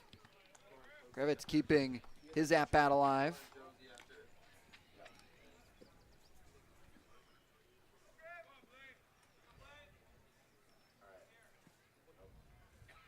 It's from Stetson. Last summer found himself in the NACBL, playing for the North Shore Navigators. He looks at a pitch high, 1-2. Playing 31 games, batted .308 for them.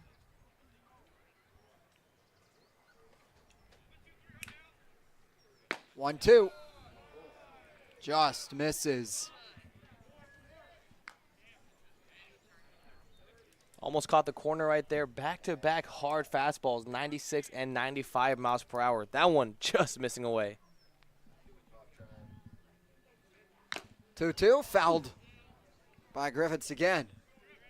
And catches another piece of Janik. He's going to walk home with a couple bruises today after the beating he's taken behind the plate. Yeah, the toughest part about being a catcher. Not only do you have to control the game, control what the pitcher is going to throw, hit, you also got to be wary of foul balls hit right back at you.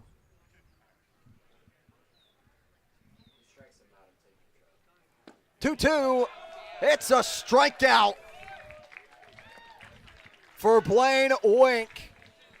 And it's another 1-2-3 inning for the Ohio State Buckeye.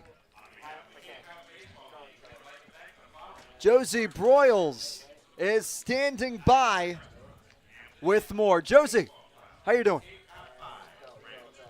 Thanks, guys. We've heard a lot of good insight and feedback from coaches about the game last night, but I was able to catch up with John Gazdar and talked about how him and his teammates are able to support each other when the Hawks fall short. For starters, he emphasizes that he's so lucky to be able to be on a team with guys from all across the country who have experienced different playing environments. Someone's always there to give advice when needed. He also said how important it is for him and his team to communicate in the dugout. For example, if someone's up on the plate and they pick up a couple different crucial pointers for the next guy up, they're able to bring that information back to the dugout when needed. Overall, he says that communication is great on the team, and they were even able to share a dinner last night together after the Katuitt game. Back to you guys. Thanks so much, Josie. And there's no person that is better to relaying what he's seeing in the box than John Gazdar. You see him almost after every at-bat, if he is retired, pulling the on-deck batter for a quick sec and giving him his run-through about what he saw. Yeah, you'll see him make his way towards the batter's box, help the guy who's now up, work towards the on-deck guy, and just let him know, hey, here's what I saw here. You know, hey, I saw a fastball. Hey, this guy had arm side run. Hey, his fastball gets on you quick. Or, you know, he's great at communicating that, and that's so big because it allows the hitters who haven't seen the pitcher yet to have some background knowledge going into their AB. And that will bring up a guy in Michael DiTallo who hit an absolute scorching double his last time up. Hit the ball so hard he almost came out of his uniform.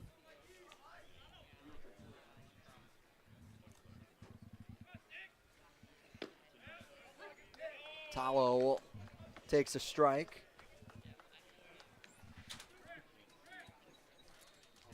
Lined out to shoot back in the first and then had that double in the third like you were talking about, Josh, as he lofts one foul. batter.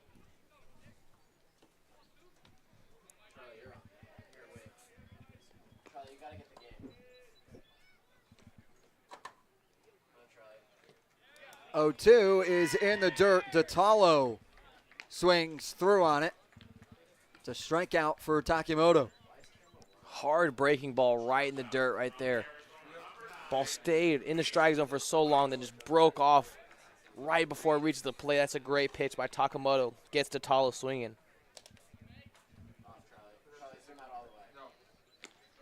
Should be good in about a minute. And now Mason White, who had a triple for his first hit of the summer, takes a single and can't even catch a breath after 2 6-3 putouts in the last half inning. Finds himself with the bat here. The 1-0 is in the dirt.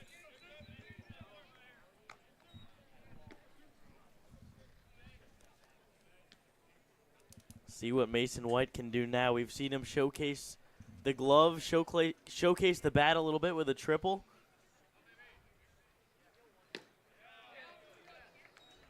Swings through there with some great power. Fails to make contact, 2-1. And that's just the average swing from Mason White. That's what he's going to give you day in, day out. 85 strikeouts on the season, but 2-1 is sent into foul territory. Was gunning for that right corner again. I was just going to say, but he could do something like that. 98 miles an hour off the bat. Just not able to stay back on that ball enough.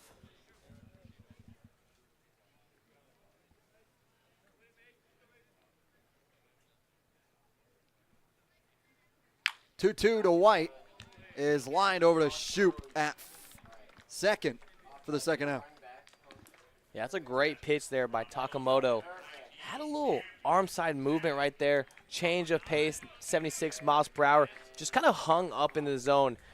Got Mason White caught leaning just enough for him to not get enough power to hit it over the second baseman, Shoop's head. Now Camden Janik, who's 2 for 2 on the day with 2 singles and with a run, finds himself looking at a ball.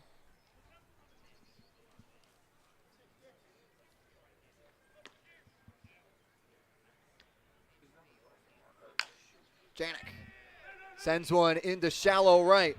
Gurovich extending out the leather to make the grab. What a play from Gurovich, the first baseman. Through 5, Harbor Hawks still holding on to their 4-2 lead.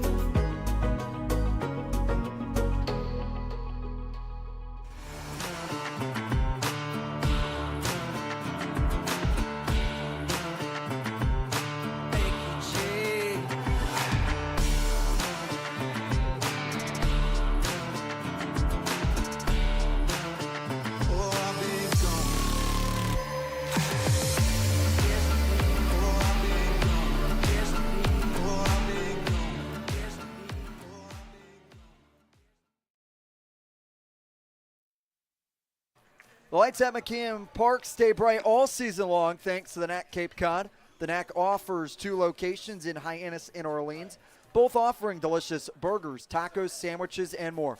Visit thenacapecod.com to order online today. The NAC Cape Cod is proud to be the Light Up the Park sponsor of the Harbor Hawks all season long.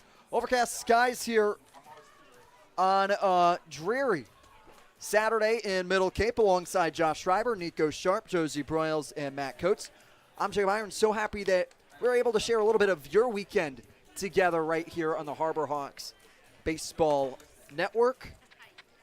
It looks like, knock on wood here, guys, the rain has completely dissipated and it is broken up.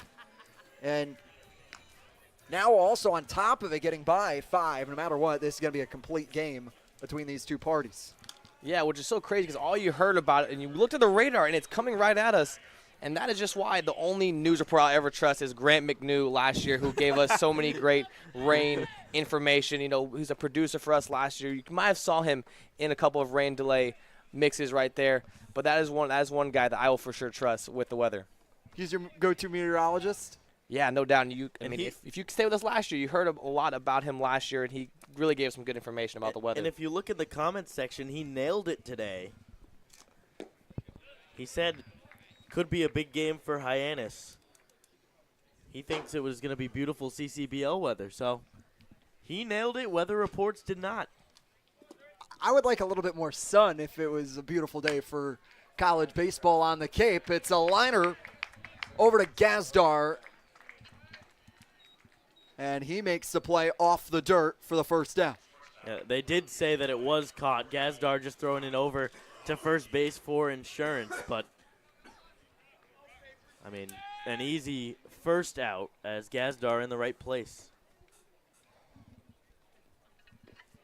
Chalowski finds himself back in the batter's box, comes into this at-bat 0 for 2 on the day. As he looks at a ball low, 1-0, and Wink right now going the distance and pitching with great stuff. Yeah, it's a great point, Irons. I mean, when you look at him coming out of the bullpen, he's about to, if he gets one more out here, he'll be in his 3rd inning of work. And we've seen both him and Takamoto for the Firebirds. The bullpen doing a great job so far of extending into this game to allow their bullpen to save some arms. And especially for the Harbor Hawks in this situation, when you looked off your starter, the 1-2 is grounded over to White again. Puts it between his legs and is able to field it. And once again, Mason White has a lot of activity over at short and has answered the call. It's like he's taking infield, outfield right now. Just every ball hit his way. And he's made every play so far. He's got the feeling. He's got maybe a magnet in his glove.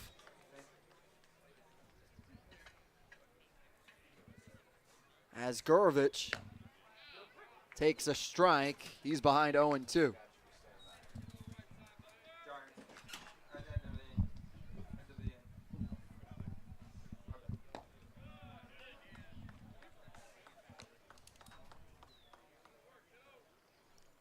Wink being pretty effective so far, 30 strikes to 42 pitches, going right after this Firebirds lineup.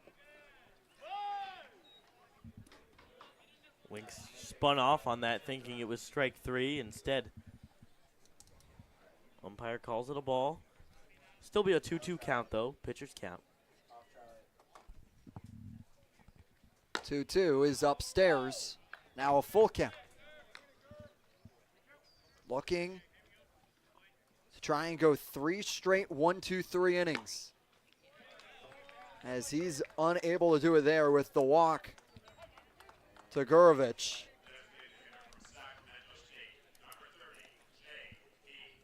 First walk so far given up by Wink.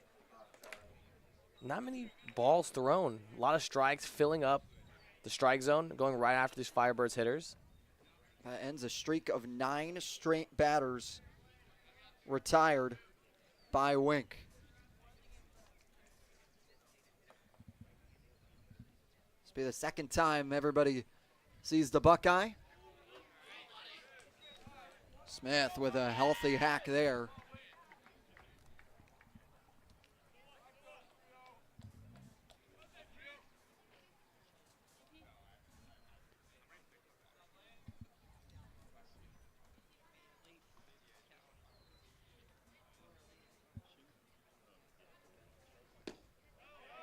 Oh, 1 on the appeal. Smith holds on.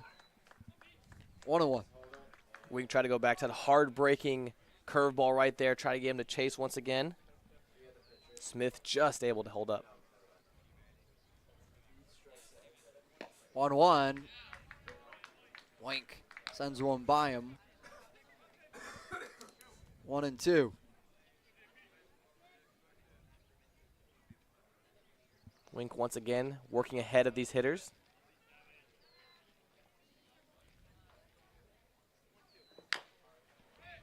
Slow grounder, that's going to go foul.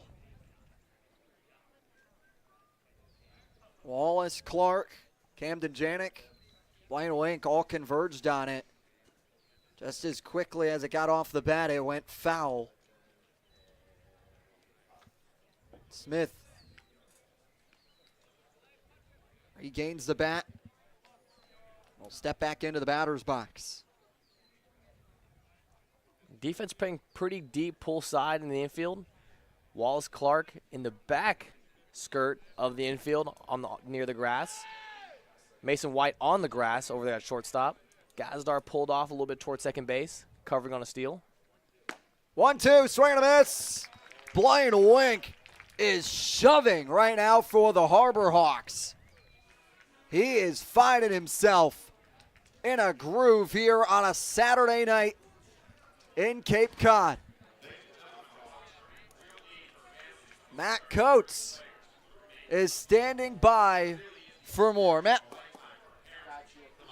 Thanks, guys. So far to start this season, home field advantage has really meant something at McKeon Park. In 3 home games to start the year, the team's 3-0 with 31 total runs, scoring 10 or more runs in each game. Offensively, these guys are mashing the baseball. They're hitting .325 with an .853 OPS. Clearly, this is something that we want to keep up offensively and on the bump pitching-wise. If they keep this offensive effort up at home, guys, McKeon Park is going to be a scary place for opposing pitchers. Back to you. Thanks so much, Coatsy. And McKeon Park, there was a conversation, if you caught the pregame, with Mitch Carricker, talked about playing at home and what it means. And he was up front. This is where you have a little bit of a routine. And being at home, you're able to take the last IO and you're able to get BP out of the way, and you're able to get a little bit more of that early work as well. Yeah, that's where you spend the majority of the time. You know, if you have an off day where you're coming in early, this is the spot you're going to be at. You get used to that backdrop as a hitter. You see those trees in the back. That's what you're used to seeing. You're used to seeing the pitcher's arm and the ball fly out in that same position. This is your home. This is what you're going to be used to all summer long. Now Nick Groves is 2 for 2 with 2 singles. Steps back into the box. He shows bunt, pulls back.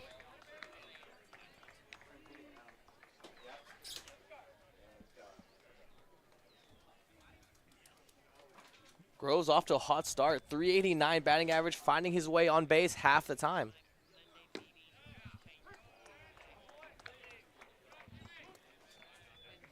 Groves looks at a strike, 0-2. Coming from Niagara University, a school from Metro Atlantic Athletic Conference. The 0-2's outside 1-2, and been open with everybody he talks to about feeling like he has something to prove coming from a mid-major program, playing against these Power 5 conference guys, that he can hold his own. And Cape is a great indication to scouts as well as to himself that he's able to compete with the best. Yeah, and you're seeing that so far. Playing with a chip on his shoulder, playing hard, played defensively and offensively, finding his way on. 500 on-base percentage, hitting over 300. So far, he's off to a hot start. You know, when you're playing with a guy who has a chip on his shoulder, that's a dangerous guy. Playing like he's got something to prove, and he's shown that so far.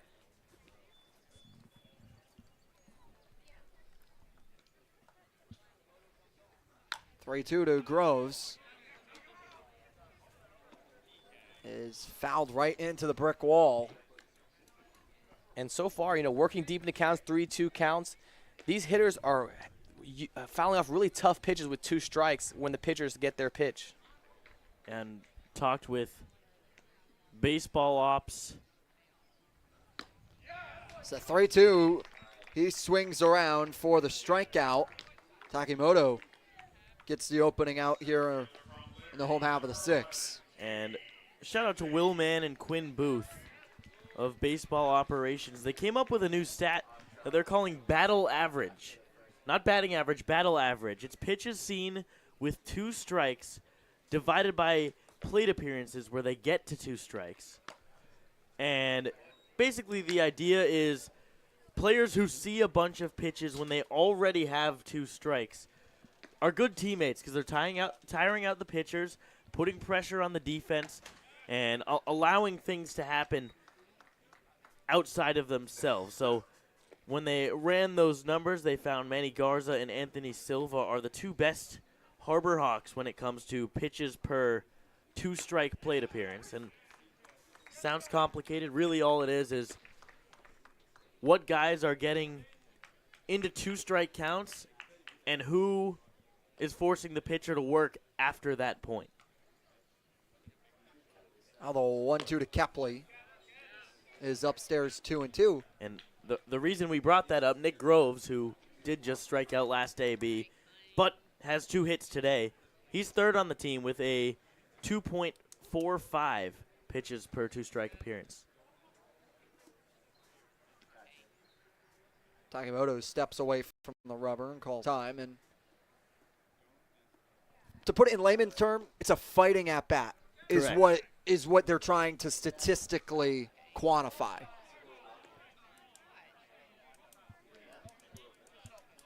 They're going to call a pitch clock violation, but the clock should have reset because time had been called.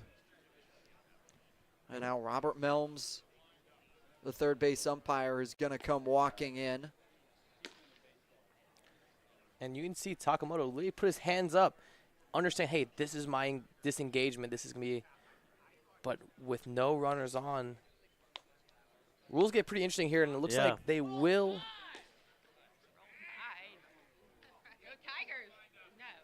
Yeah, they are going to give him the ball.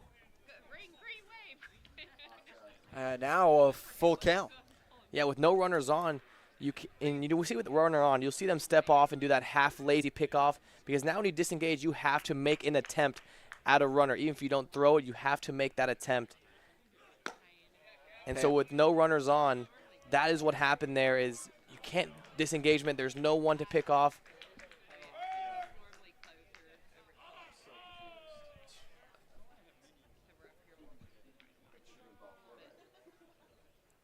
What we thought was going to be ball 4 is now comes as Kepley works the walk.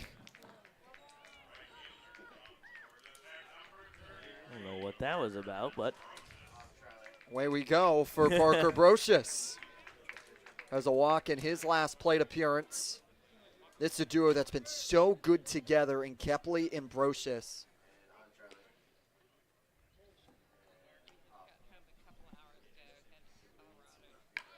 Bunt shown, put it down the third base line. Bucherio comes across the diamond and throws to Gurovich in time.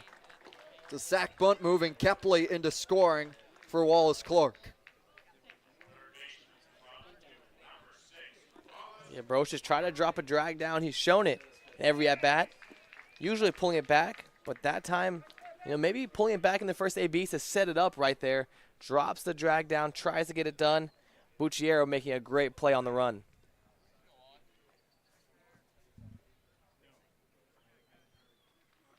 Now Clark looks at a pitch away from the zone.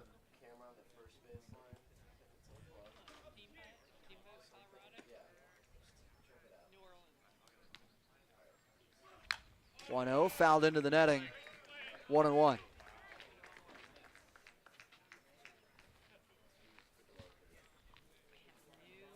Clark has 2 flyouts today with a walk back in the first. Trying to drive in Kepley with 2 outs. 1-1. Finds the zone, 1-2. Takemoto doing a great job working on that inner half of the plate right there. Wallace thought it may have been a little low and in. Catches just the corner. Great job behind the plate by Keenan to get his thumb under it. Bring that pitch just a little bit more up. 1-2 to Clark. Holds on it, thought about it for a quick sec. On the appeal, Robert Mills, the third base umpire, says he did not go around. Harbor Hawks going to try to get a 2-out rally here with Kane Kepley at second base. A lot of speed over there. Now the 2-2. It's a strikeout swinging from Wallace Clark. Takemoto got some juice walking off the mound. He's trying to instill some momentum for his Firebirds team as they're looking to try and get 2 more and tie the score when we come back. Your future begins at Dean College. Make a difference. Leave your mark. Break the mold. Be a leader. Achieve unimagined heights. Believe in yourself. Make lifelong friends. This is your time. Your place. Your home. Your team. It all starts here at Dean College.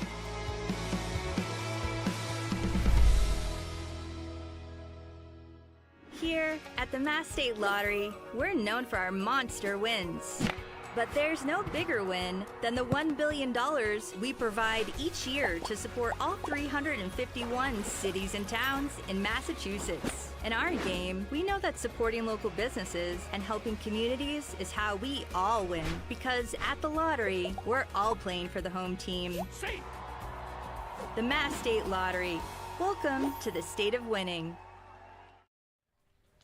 Harbor Hawks go to the bullpen and bring in Jacob Moore, the right-hander from Tulane, here in response of a great outing from Blaine Wink. Yeah, great outing by Blaine Wink. No hits given up in this 3 1/3 innings of work. They will go to the Tulane man, Jacob Moore, number 23. Big frame, 6'5", 224. Mostly a sinker slider guy. Only got 1 inning of work so far here for the Harbor Hawks. Looking to see if he can extend it as we enter this back half of the game. Sinker slider guy, sinker, lots of arm side running. You see that fastball, his sinker movement, move from left to your right on your screen. And that slider loves to work it right behind it. And that's going to be his 2-pitch mix right there. You're going to see the fastball and slider look like they're going down the same tunnel, and that slider will just break off, moving right to left on your screen. And Moore out for his second outing of the summer.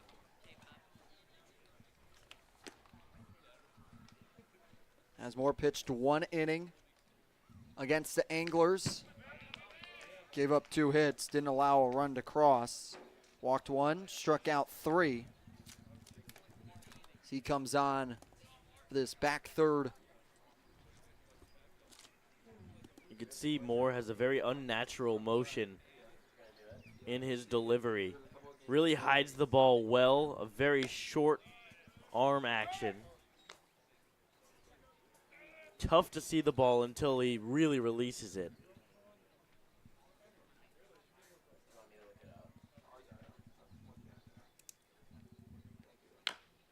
And Bucherio fouls one off to extend his at-bat. And you've seen that be the newer style of pitching. You see guys trying to shorten their delivery, shorten their arm motion. You see a lot of guys throwing football nowadays, working on their shoulder, keeping that arm action short. I mean, it's improving velocities and improving shoulder power, and you're seeing that a lot in these games. And you see a lot of work being done, and you see Paul Skeens doing that. If you've ever seen videos of him doing his warm-ups, doing his stretching, doing his little routine, it's a lot of core and a lot of shoulder movement, keeping his arm action short and allowing for that high velocity that he has.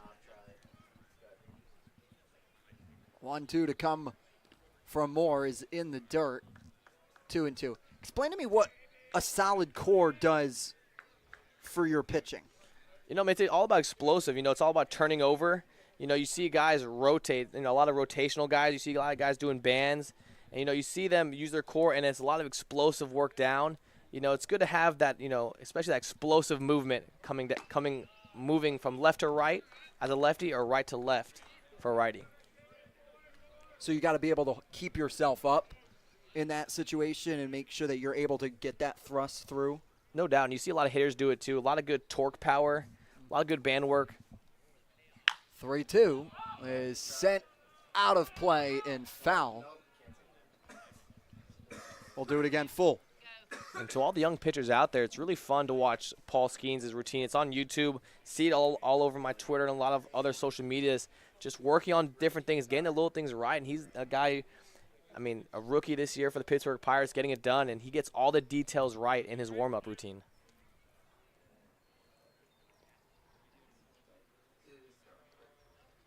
Three-two. It's fouled off Bucciario. And he is slow after the foul off himself.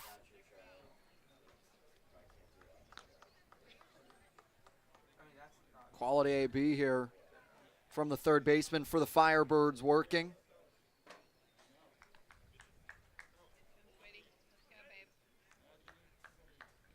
Bucciario batting .200 on a summer.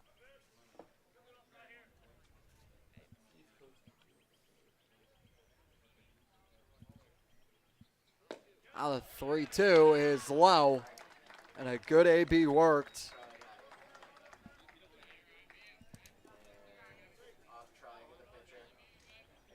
Great leadoff at bat from Bucciario.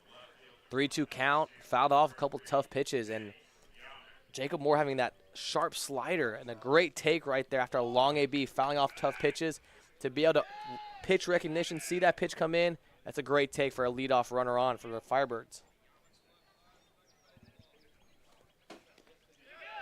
Pitch gets away from Janik. And Bucciario's able to find himself on second.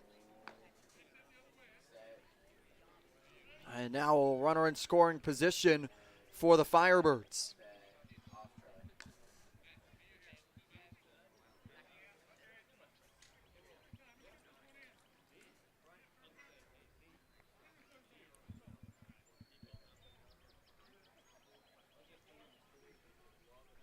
John holding him over there at second base. That gap in between first and second is pretty large over there. See if Yaman can use his hands and work the other way. Yaman pops one up into foul territory. Janik loses the max. Going up against the netting, and Ditalo and Janik collide there. No one calling each other off as they both went for it, and it looks like two's collision unlodged both of them from making the play. Yeah, tough play there for Janik, not only having to fight the spin, coming back towards the field, but also had to fight through that little fence right there that's protecting the bat boys. Pretty tough play. And with Ditalo moving a little shade towards second base, had to make a long run as well.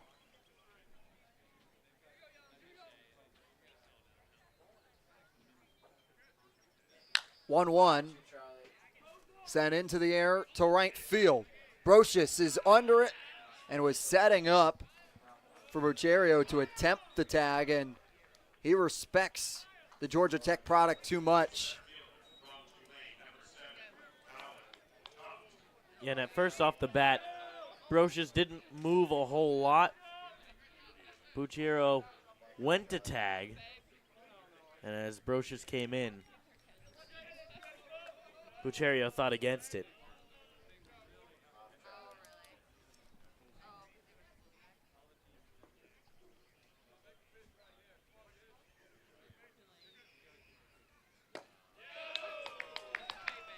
Moore deals a strike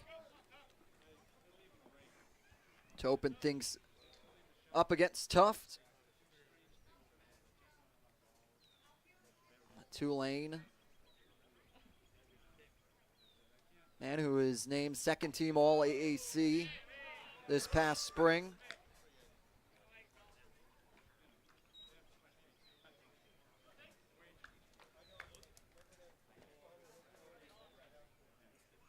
Colin Tuft clearly not seeing the spin well out of Jacob Moore's hand. 2 times he got buckled a little bit on the breaking ball.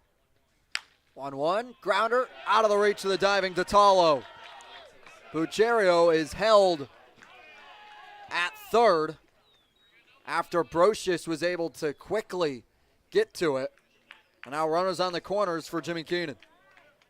And with Ditalo shaded towards second base, that opened up right down the baseline. And that is exactly where Tuft put it. Not much you can do there for Ditalo. Understand that there's a big gap between first and second. Left a big gap, and Tuft put it right there. Now a big spot here for Jimmy Keenan, Wake Forest catcher.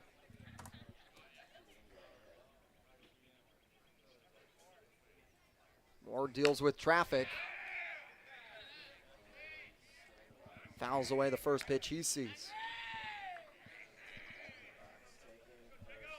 Now runners first and third. Got the tying run on first, a double, and this could very well be a tie game.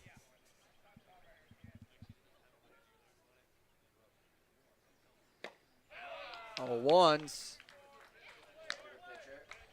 Turns to 0-2 as Moore's ahead quickly.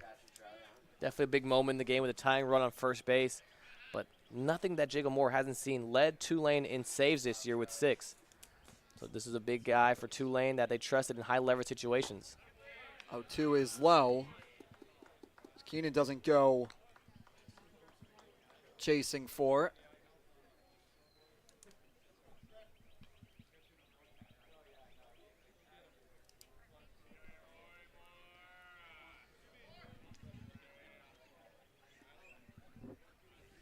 One-two is sent deep into center field.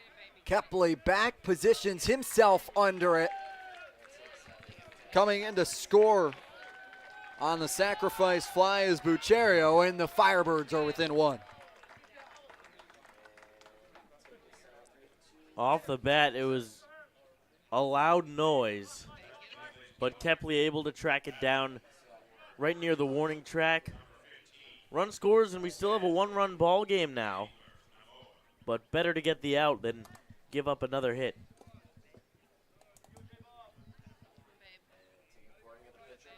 And Keenan hit that dead center, 379 out there to dead center. And if he pulls that or even goes oppo with it, that ball is long gone. But he hits it to the deepest part of the ballpark over there at 379. That's the big hit. As the runner goes, bluffed it. First run brought in for the Firebirds since the second off the 2-run home run of Daniel Bucherio. Bats for both sides have gone quiet here after an electric first 2 innings for both offenses.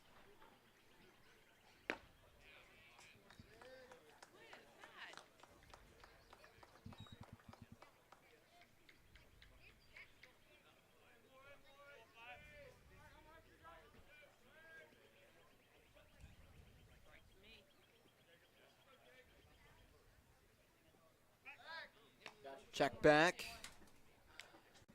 as Duff goes in, sliding.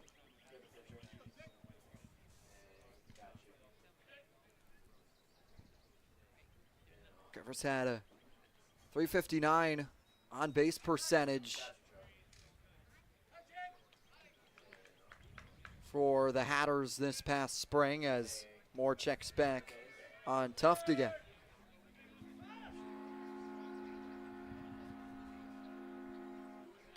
2-0 is inside, now 3-0. More thrown off here a little bit. With a little bit of dancing. Tuft is put on at first base.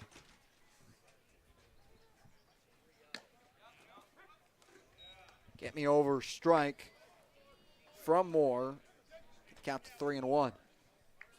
Yeah, Tuft working really hard over there, getting a pretty solid primary lead, but then working even harder on his secondary. Even having a couple fake steals so far. Wouldn't be surprised if Jennings tries to back pick him here, even though there's a lefty up at the box. 3-1 is off the plate, and it's a walk for Griffiths to now bring up Hudson Shoup. That's going to bring out Tanacuna, assistant pitching coach for the Harbor Hawks, to have conversation with his hurler. And there's no action in the Harbor Hawks bullpen. This is Moore's half inning here.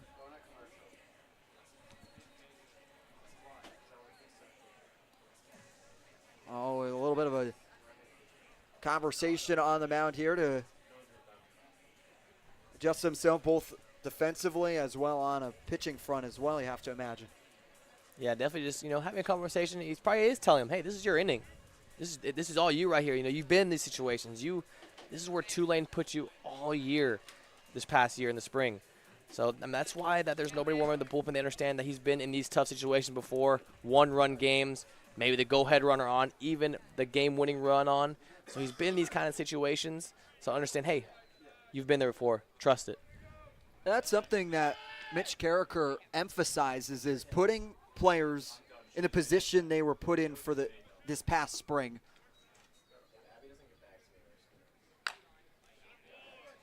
It's a ball that's launched onto the roof of St. John Paul, the second high school here in downtown Hyannis.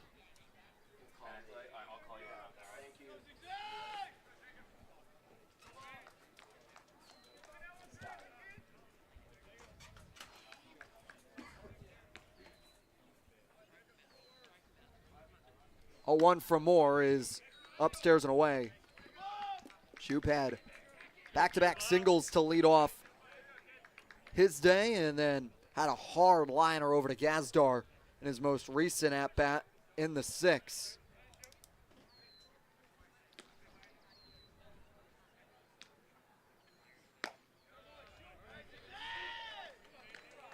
This is the guy that the Firebirds want to have. 3 hard-hit baseballs so far. So far, working a great at-bat here. A couple of great takes to leverage himself into a good position here at 2-1.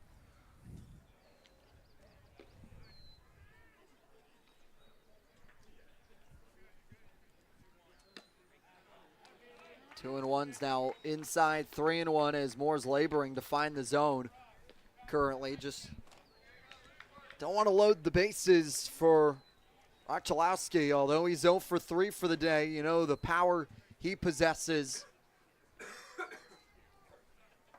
It's All-American freshman teamer by perfect game, Archulowski was. It's a grounder over to Gazdar, whose sidearm throws to DeTalo to get the third out. One run does come across, though, for the Firebirds. It's 4-3 as it's stretch time at McKeon Park.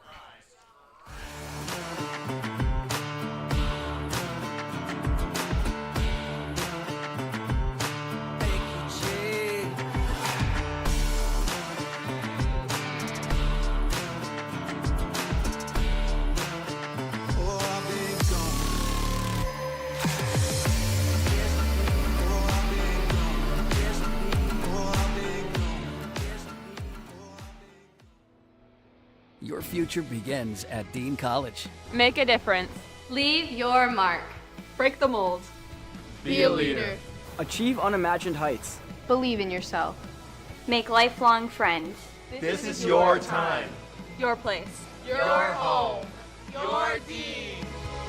It all starts here at Dean College.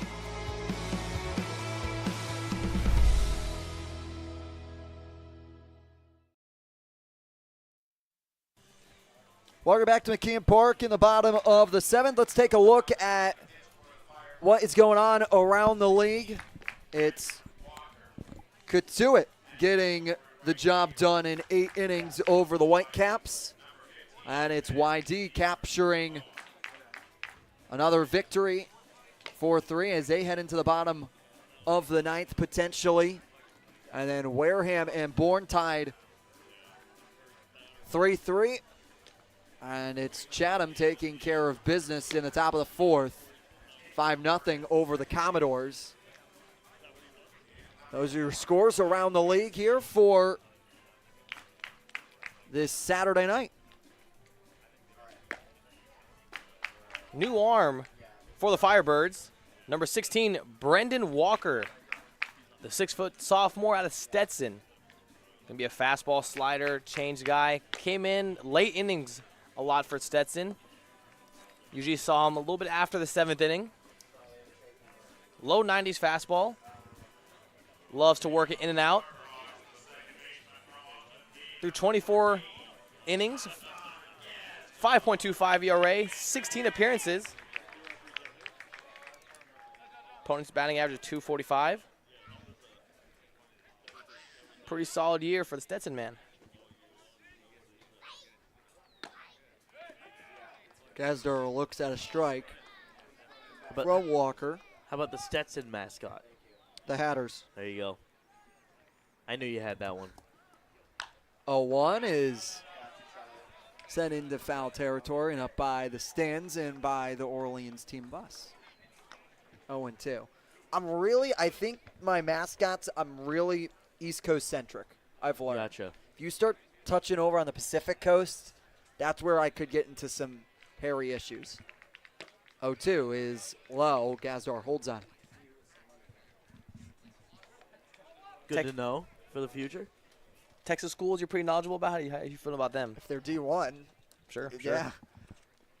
Gazdar goes upstairs and chases a high pitch. Yeah, nasty breaking ball there from Walker. And we talked about it, and John doing a great job of communicating what he just saw after that nasty pitch. Talked to York a little bit. Even talking to Datalo and then on deck circle, using a little bit of hand motion to show which direction and how much break he saw.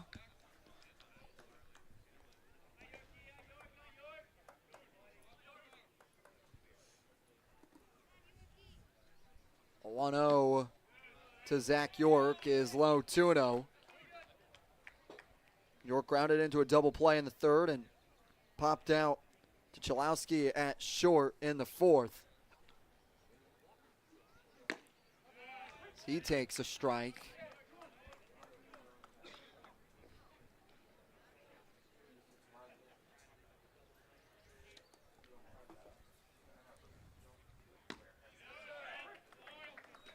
And now York looks at another strike for a 2-2 count. Walker attacking these Harbor Hawk hitters so far. So York sends one above the lights. A quartet of Firebirds converging on its Griffiths, the right fielder, calling them all away. And York, you could tell just a little bit under the ball recently. I know he rolled over to first base earlier, but in general, hitting a lot of balls high in the air, not a lot of line drives.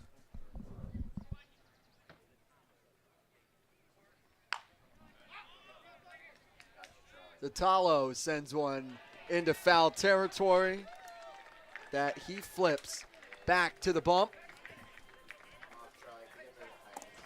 And through 7, it's 4-3 Hyannis going into the 8th. Serviced over 5,300 customers on and around Cape Cod for almost 40 years. We install and service your heating and cooling system, and our #1 goal is to ensure we do the best job we possibly can to make our customers happy.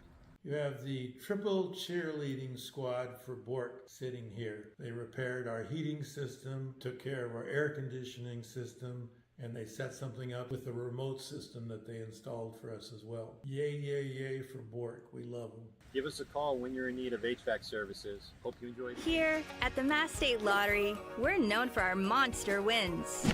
But there's no bigger win than the $1 billion we provide each year to support all 351 cities and towns in Massachusetts. In our game, we know that supporting local businesses and helping communities is how we all win. Because at the lottery, we're all playing for the home team. The Mass State Lottery. Welcome to the state of winning. Hyannis Harbor Hawks travel over the bridge and head to Wareham tomorrow on a Sunday night classic at Spillane Field. Then they'll come back home to take on the Bourne Braves, the first time they see a team for the second time this season. Then they're at Veterans Field on Tuesday, back home to face Harwich here at McKeon Park for the first time. And then on Friday, back across the bridge to Wareham. Wareham loaded week here for the Harbor Hawks, and it's a new pitcher and a new addition to the lineup and roster as well, and Aaron Meshulam, who got into Hyannis 2 days ago, took the Plymouth Brockton bus into town and He now finds himself on the bump, getting his first outing of the summer here in the bottom of the 8th.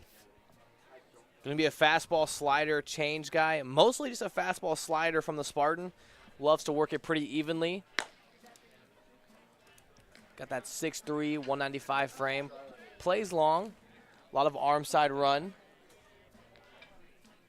Tall guy, but mostly going to see fastball slider so far for the Spartan. High velo fastball, I might add. Yeah, it goes up to 97 miles an hour. Yeah, mid to high 90s.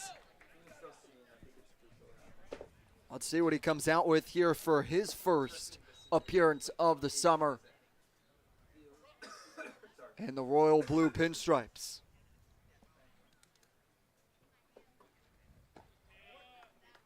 Off-speed pitch, low and away. Just like that, it raised this fastball to all this hype and hits him with the breaking ball to start.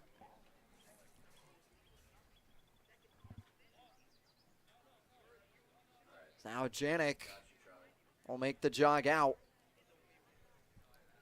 Yeah, likely just a signs communication right now. Janik and Meshulam, the Big Ten duo, trying to get their signs sorted out early.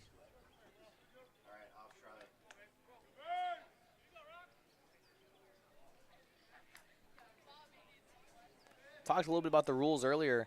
Meshulam, with nobody on, stepped off and did a little arm motion right there to, I mean, just show it's a, I mean, force of habit at this point that, you know, disengagements, you know, you have to make an attempt.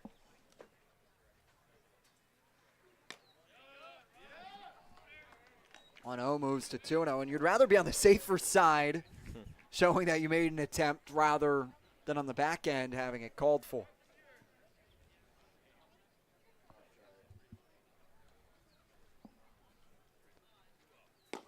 2-0 is low. 3-0 is Meshulam.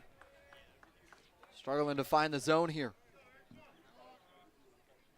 think we got to get Meshulam a pair of bigger pants. 6'3". I actually can't tell. Those cleats are nice, though. Maybe trying to show those off.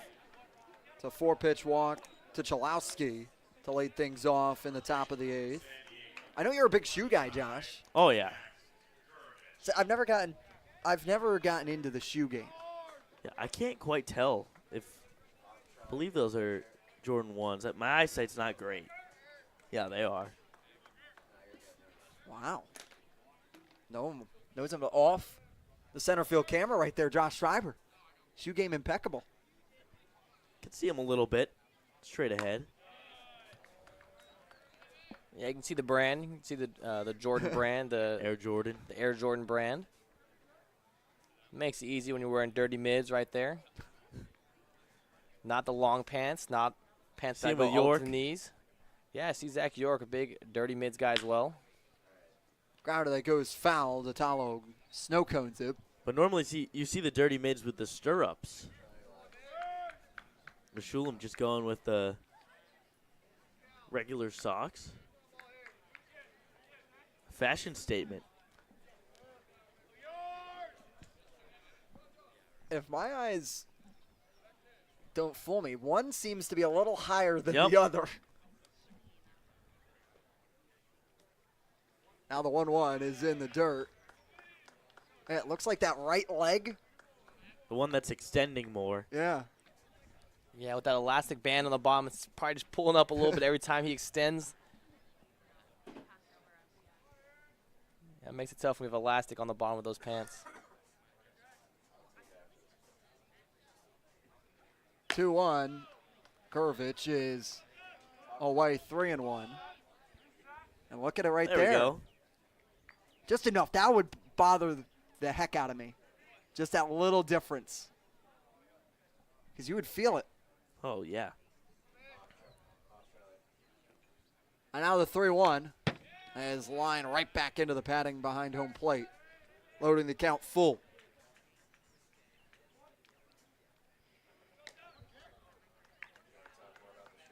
Pretty important pitch right here. 3 balls, 2 strikes. Leadoff runner on at first base. 4-3 game as we enter the top of the 8th. This is actually a big pitch right here.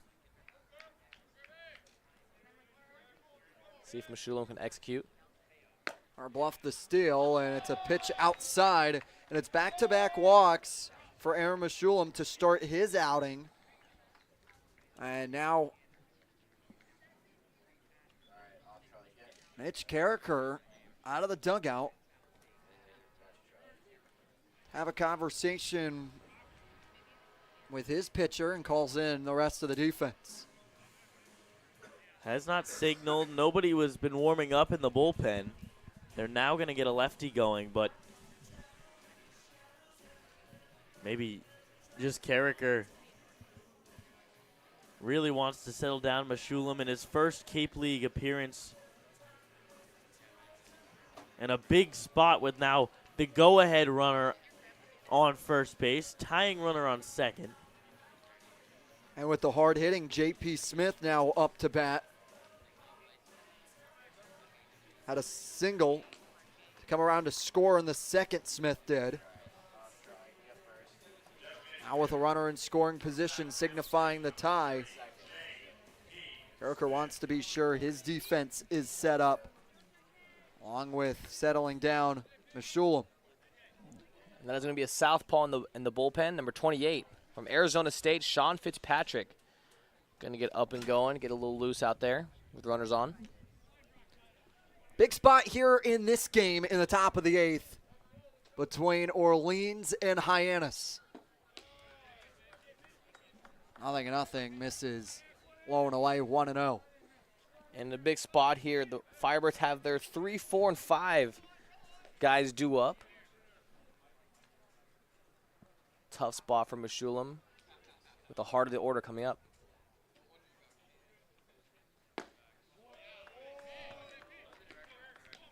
No misses, and another ball for the Spartan.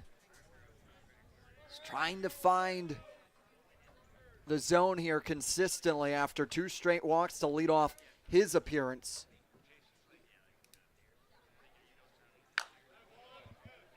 As Smith goes out and reaches for 1 and fouls it away. Even after back-to-back walks, big swing right there on 2-0. Working a walk right there, back-to-back walks, 2 straight balls right there. Smith with a big swing there on 2-0.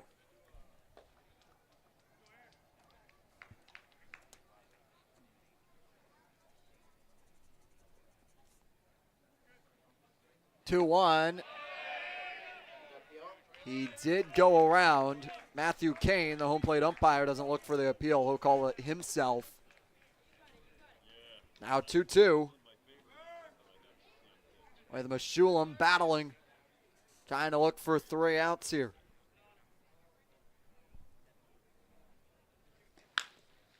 Hard grounder that is gloved by Clark. Goes to second. Gazdor's there in coverage. What a great play from Wallace Clark. Yeah, and Wallace Clark might have saved a run there, at least for now. That ball gets into the outfield, and a run may have scored to tie up this game. Now, Hyannis still has a chance to get an inning-ending double play.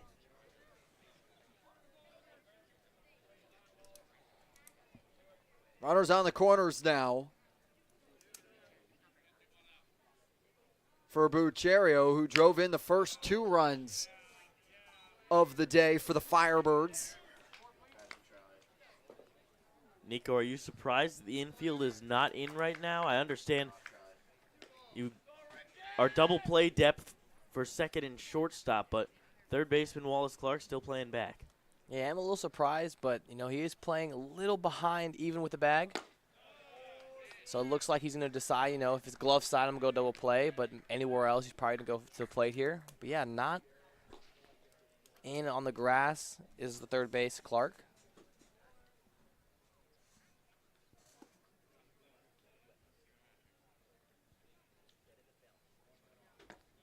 Shulam deals another one low. 2-1. Now, at this level, whose call would that typically be? Would that be a coach? Would that be Clark's? Would that be whose would it be? You know, I mean, a lot of times it will be the coach's decision. Say, hey, you know, let's go even here. Let's go, hey, infield. Let's go in. Yeah, usually it'll be a coach's decision to figure out how he wants his defense to play. 2-1. High grounder over to Clark. They get one, trying to turn two. They do. The fourth double play of the summer for the Harbor Hawks keeps them in front 4-3. Wallace Clark showing off the glove. Yeah, big time double play right there. We just talked about it. Even with the bag, ball hit a little bit towards the glove side, able to shove his feet, use his feet, give a good throw to second baseman Gazdar, gets the double play. And for more, we send it down to Josie Broyles. Thanks, guys. Score is currently 3-4 with the Hawks leading, and I was super excited to talk to head hitting coach Sean Riley pre-game today, and he gave me a couple pointers about what he thinks about the Hawks so far. One actually being about last night's game, that he thinks that the Hyannis-Cotuit historic rivalry really provided a lot of pressure on the Hawks last night, especially not having home field advantage. But he's super proud and hopeful of the players this year so far, and he's really enjoyed getting to see players that he's seen on the field before, like Zach York shining this season, for example. He has great energy. He thinks the chemistry is great for the Hawks so far, and he's really excited for the rest of the season. Back to you guys. Thanks so much, Josie. And Coach Riley understands a little bit of the dynamic. He's a New Englander through and through. If you ever talk to him, his Massachusetts comes exuding out. Started his coaching career at Lowell High School and really has taken on and emphasized what Cape Cod baseball is here for the Hyannis Harbor Hawks in his first year as the hitting coach. Yeah, so far so good. It's the guy that they trust. You know, talk to Zach York a little bit. He comes early, works with Coach Riley here a little bit, and, you know, he trusts what Riley has to tell him, so he has the respect of the guys, does a great job, and so far the Harbor Hawks offense has seemed no problem. And I don't think you'll find a harder working assistant coach than Sean Riley. I like to pride myself on being the first man in. Sean Riley, I think, beats me by 2 hours every day. He loves working on this field. He's a coach that gets dirty. He was out here with the rain this morning, putting some dry dirt on it and really perfecting the infield so that we could be in a position to play today this afternoon. Yeah, absolutely. I mean, whenever you have a member of the coaching staff there, 11:30 in the morning to get ready for a 6 o'clock game, doing the dirty work, keeping the field ready to play on a day where you don't know what the weather's going to bring. I mean, it says so much. 2-2 as White strikes out swinging. Great pitch there by Brendan Walker, just pushing that pitch right off the table.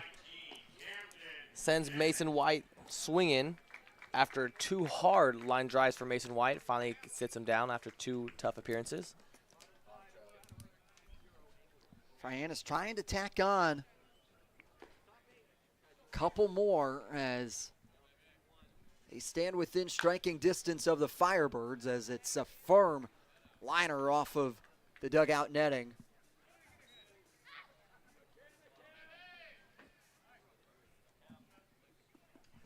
Janik started his day 2 for 2 and then popped up into foul territory to Gurovich, the first baseman.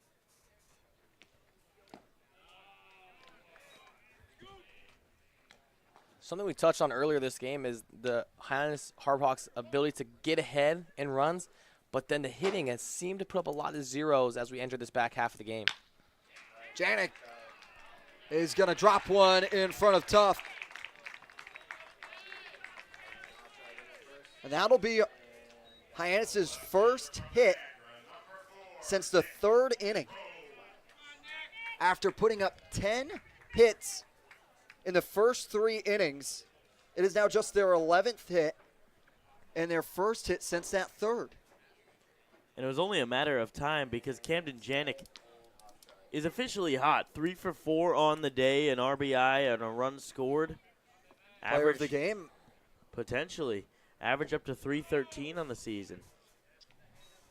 Camden Janik has found himself right now, the Illinois catcher. He also finds himself at first. It's Nick Groves. Takes a strike. Groves batting .429 so far this summer with an OPS of .949.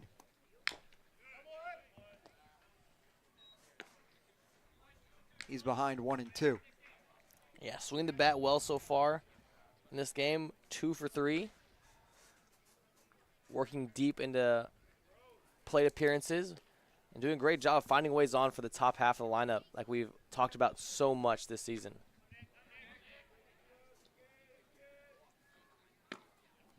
One, 2 is outside to Groves. 2 and 2.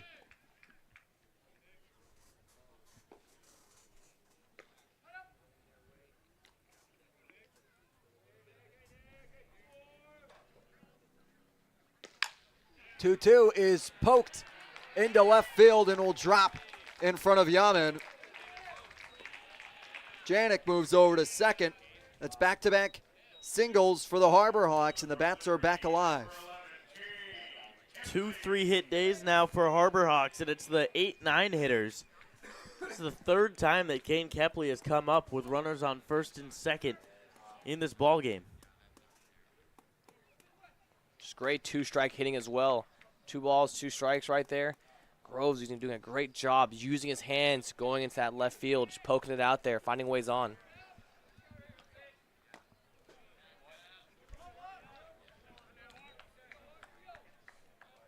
Kepley looks at a ball.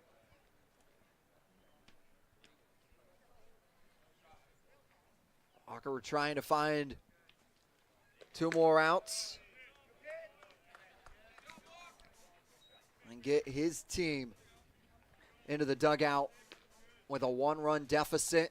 Give them a chance to try and grab their second win of the summer.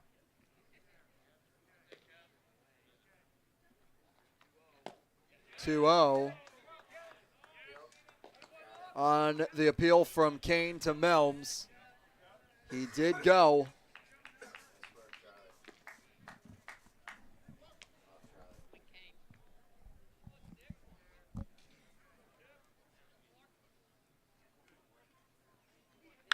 Two one, turning into left field, but goes foul by the Harbor Hawks bullpen. Great swing there by Kepley, trying to go down that left field line. Working away right there, that ball just fading. Started fair and then just slowly faded foul. Running out of fair territory over there down left field.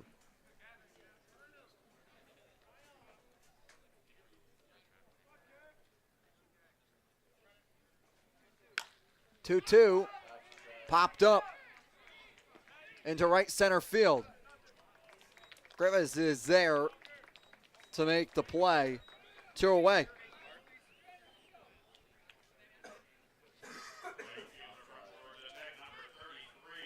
Ken Kepley just not able to find grass very much today. Does have a hit. But now Parker Brochus with 2 outs will eventually have a chance to drive in a run, but not before we go to the bullpen. It's a pitching change for the Firebirds. We'll tell you about the new pitcher when we come back here in the bottom of the 8th. When you need to be seen for a minor illness or injury, Cape Cod Healthcare Urgent Care is here for you with high-quality, full-service walk-in care. ER expertise meets urgent care convenience at our 6 urgent care centers, which are staffed by board-certified ER providers and located Cape-wide from Falmouth to Orleans. Cape Cod Healthcare Urgent Care is open daily and offers a cost-saving option for everything from sprains to stitches, with timely treatment in under an hour for most patients. View online wait times at capecodhealth.org/urgent care. Cape Cod Healthcare Urgent Care. Minor emergencies, major attention.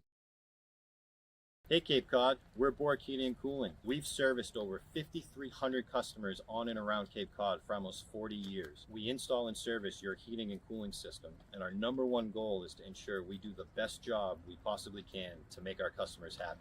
You have the triple cheerleading squad for Bork sitting here. They repaired our heating system, took care of our air conditioning system, and they set something up with the remote system that they installed for us as well. Yay, yay, yay for Bork. We love them. Give us a call when you're in need of HVAC services. Hope you enjoy the game. The Firebirds make a call to the bullpen and call on a Commodore, Nico. Yeah, they're bringing in Commodore number 31, Alex Kranzler. Got a 4-pitch arsenal. Going to throw the fastball the majority of the time, but it does have a cutter, slider, and curveball. Didn't throw the change very much in his 14 appearances. But mostly going to run that four-seamer up there. Four-seam slider seems to be the Commodore's favorite 2 pitches. The freshman from New Jersey stands 6'3", pitched 20 in a third in SEC play. 24 strikeouts to just 11 walks. Pretty solid outing for the freshman. Yeah, they're going to him in a big spot, trying to keep this a one-run game. Hyannis just needs 3 more outs to get the win, but insurance runs would certainly make that a whole lot easier.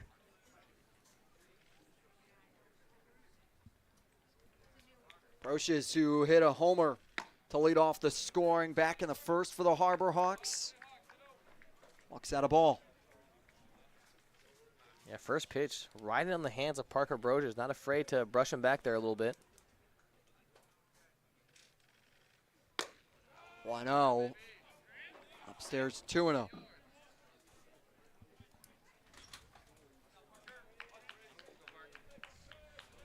Big opportunity for Parker Brocious to give the Harbor Hawks pitching a little bit of cushion, give them a little bit of run support. Nothing wrong with some insurance runs as we enter the top half of the 9th.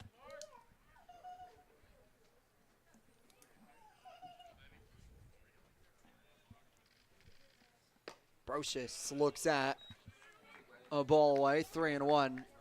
Feels like every at-bat today, guys, has been extended on both sides, whether it's been a couple walks and full counts. It's been lengthy at-bats for everybody involved, and Brocious works a walk to load him. Another great AB from Parker Brocious. Talked about him in the top half of the top half of the lineup, working deep in the count. Saw it again right there, 3-1 count, working a walk. Yeah, seeing that from both sides. Jacob Irons seeing a lot of deep counts, good plate appearances by both sides. Clark takes the ball. Clark looking for his first hit of the day. In a big spot with the bases loaded, has had a couple opportunities with runners in scoring position. Has not been able to come through quite yet. This is the opportunity he's been waiting for.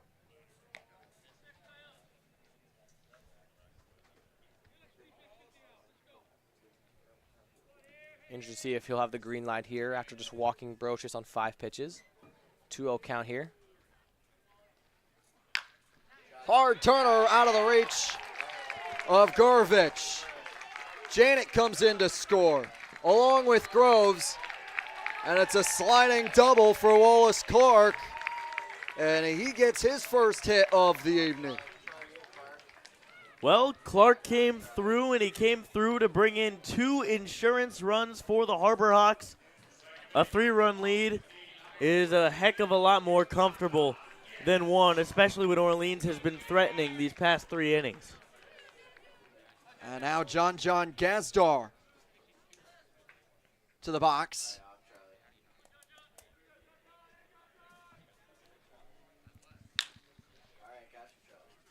Slow grounder, bobbled by Chalowski, and still in time nonetheless. But it's 2 more runs for the Harbor Hawks. They lead by 3 as Orleans is down to their final 3 outs.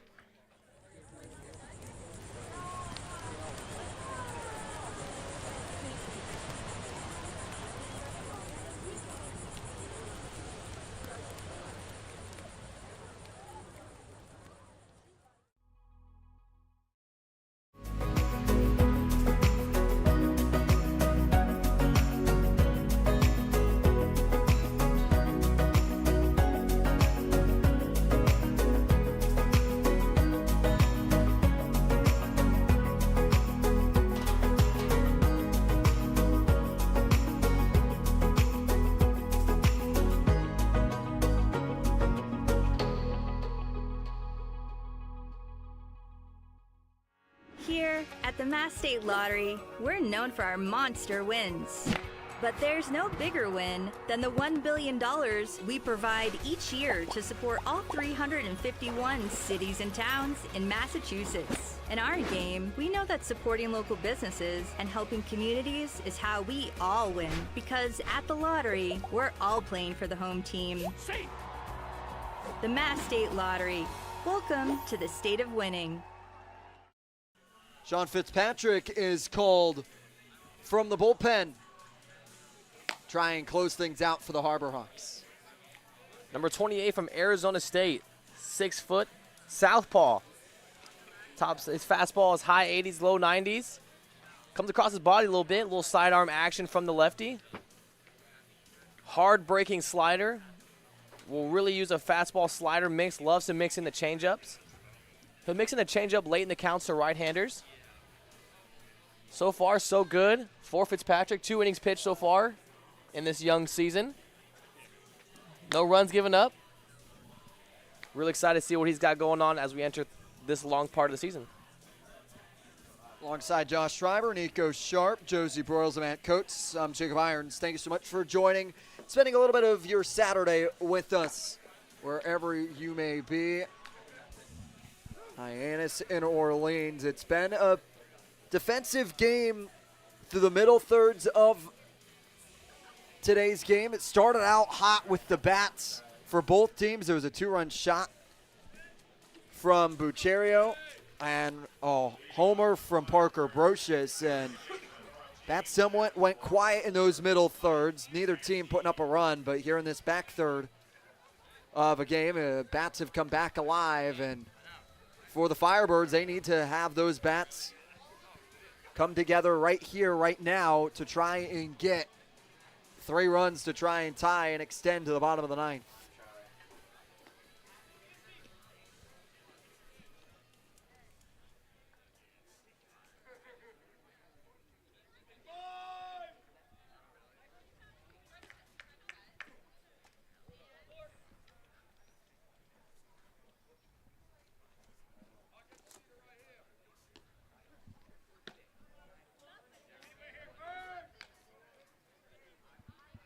Pitch inside to Yaman.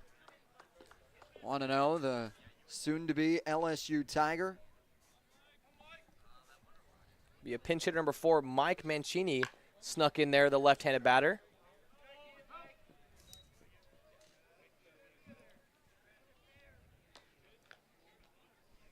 Mancini out of James Madison, which had a fabulous athletic year. With a Sun Belt All-Tournament team honoree. Playing in the 2016 Little League World Series.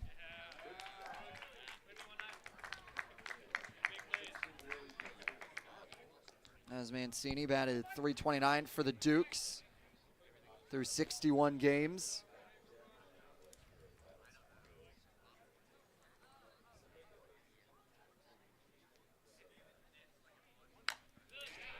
Mancini fouls one into the netting.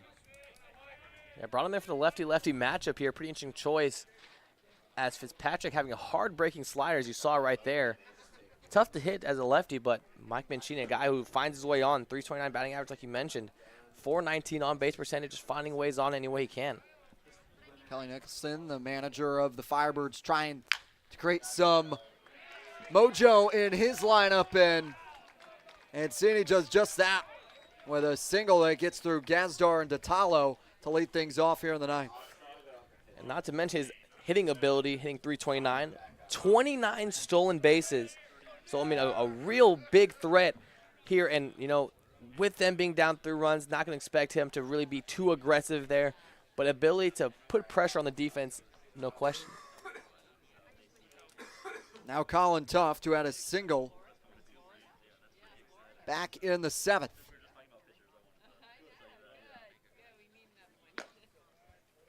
Pitches away from Fitzpatrick, 1-0, and interesting to see Tuft square to bunt there. Down by 3 runs. That runner on first really doesn't matter much for Orleans. pitches upstairs 2-0, and Firebirds got to try and create anything here and get some life into their bats. They had a Mancini single, and can they keep the conveyor belt moving? And now with 3-0 at bat here to Tuft. Have to imagine the stop sign is on. Doesn't even move the bat for a get me over strike. Yeah, even in 3-1 right here late in the game, expected his approach be one spot, one zone, right in your box, somewhere you can drive it.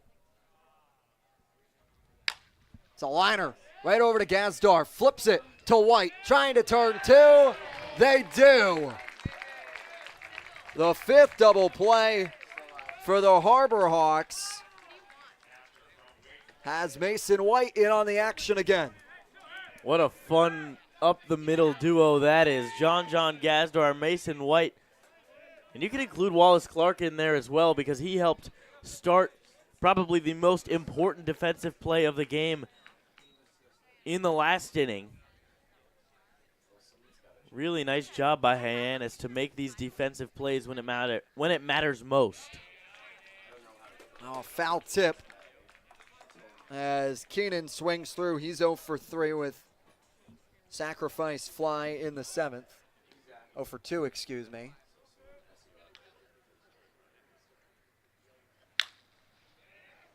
As he drops one in front of Groves in left.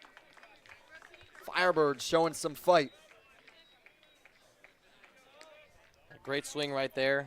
Pitch was out on the outer half of the play, but his ability to get his barrel out in front of him. Nice little line drive base hit. Finds a way on and see if the Firebirds can get a little 2-strike, 2-out rally going here. This is going to be the second pinch hitter for Evan Griffiths. It was Ziegler Namoa at first, and now it will be Lorenzo Miola at a Stetson.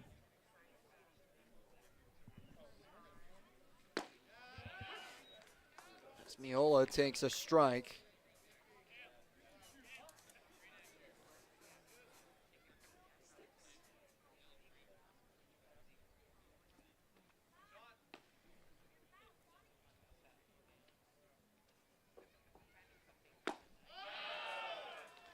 As he's just able to hold on to it.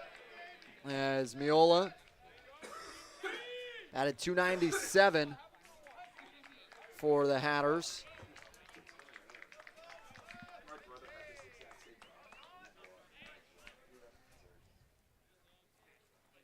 Now the 0-2, swing and a miss. Harbor Hawks win 6-3, picking up their 5th win of the summer.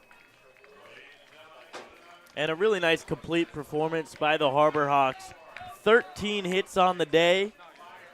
They got the offense going early, slowed down a little bit in the middle of the game, but then picked it up to provide the pitching staff some insurance at the end of the game. And to me, the most important part of this game was the defense. They got 2 huge double plays in the 8th and 9th innings, started by Wallace Clark and then John Gazdar. And really what was a very close game felt pretty comfortable at all points. Yeah, no doubt, and they got it all done, and it was by committee in the bullpen. You know, Casey Hintz, Wink, Moore, Mushalem, and Fitzpatrick all getting it done, putting a bunch of zeros. That's a team win right there. Offense able to get it done. Bullpen to secure the zeros right behind them.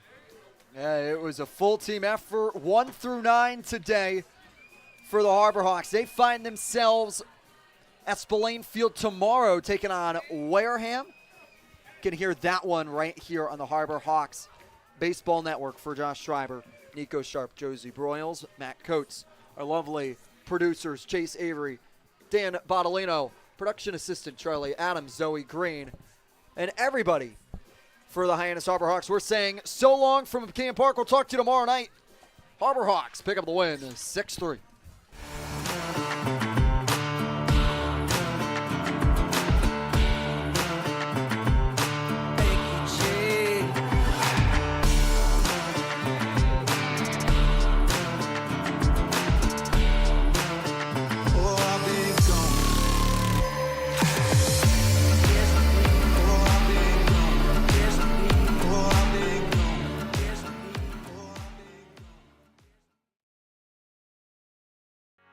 Here at the Mass State Lottery, we're known for our monster wins. But there's no bigger win than the $1 billion we provide each year to support all 351 cities and towns in Massachusetts. In our game, we know that supporting local businesses and helping communities is how we all win. Because at the lottery, we're all playing for the home team. The Mass State Lottery. Welcome to the state of winning.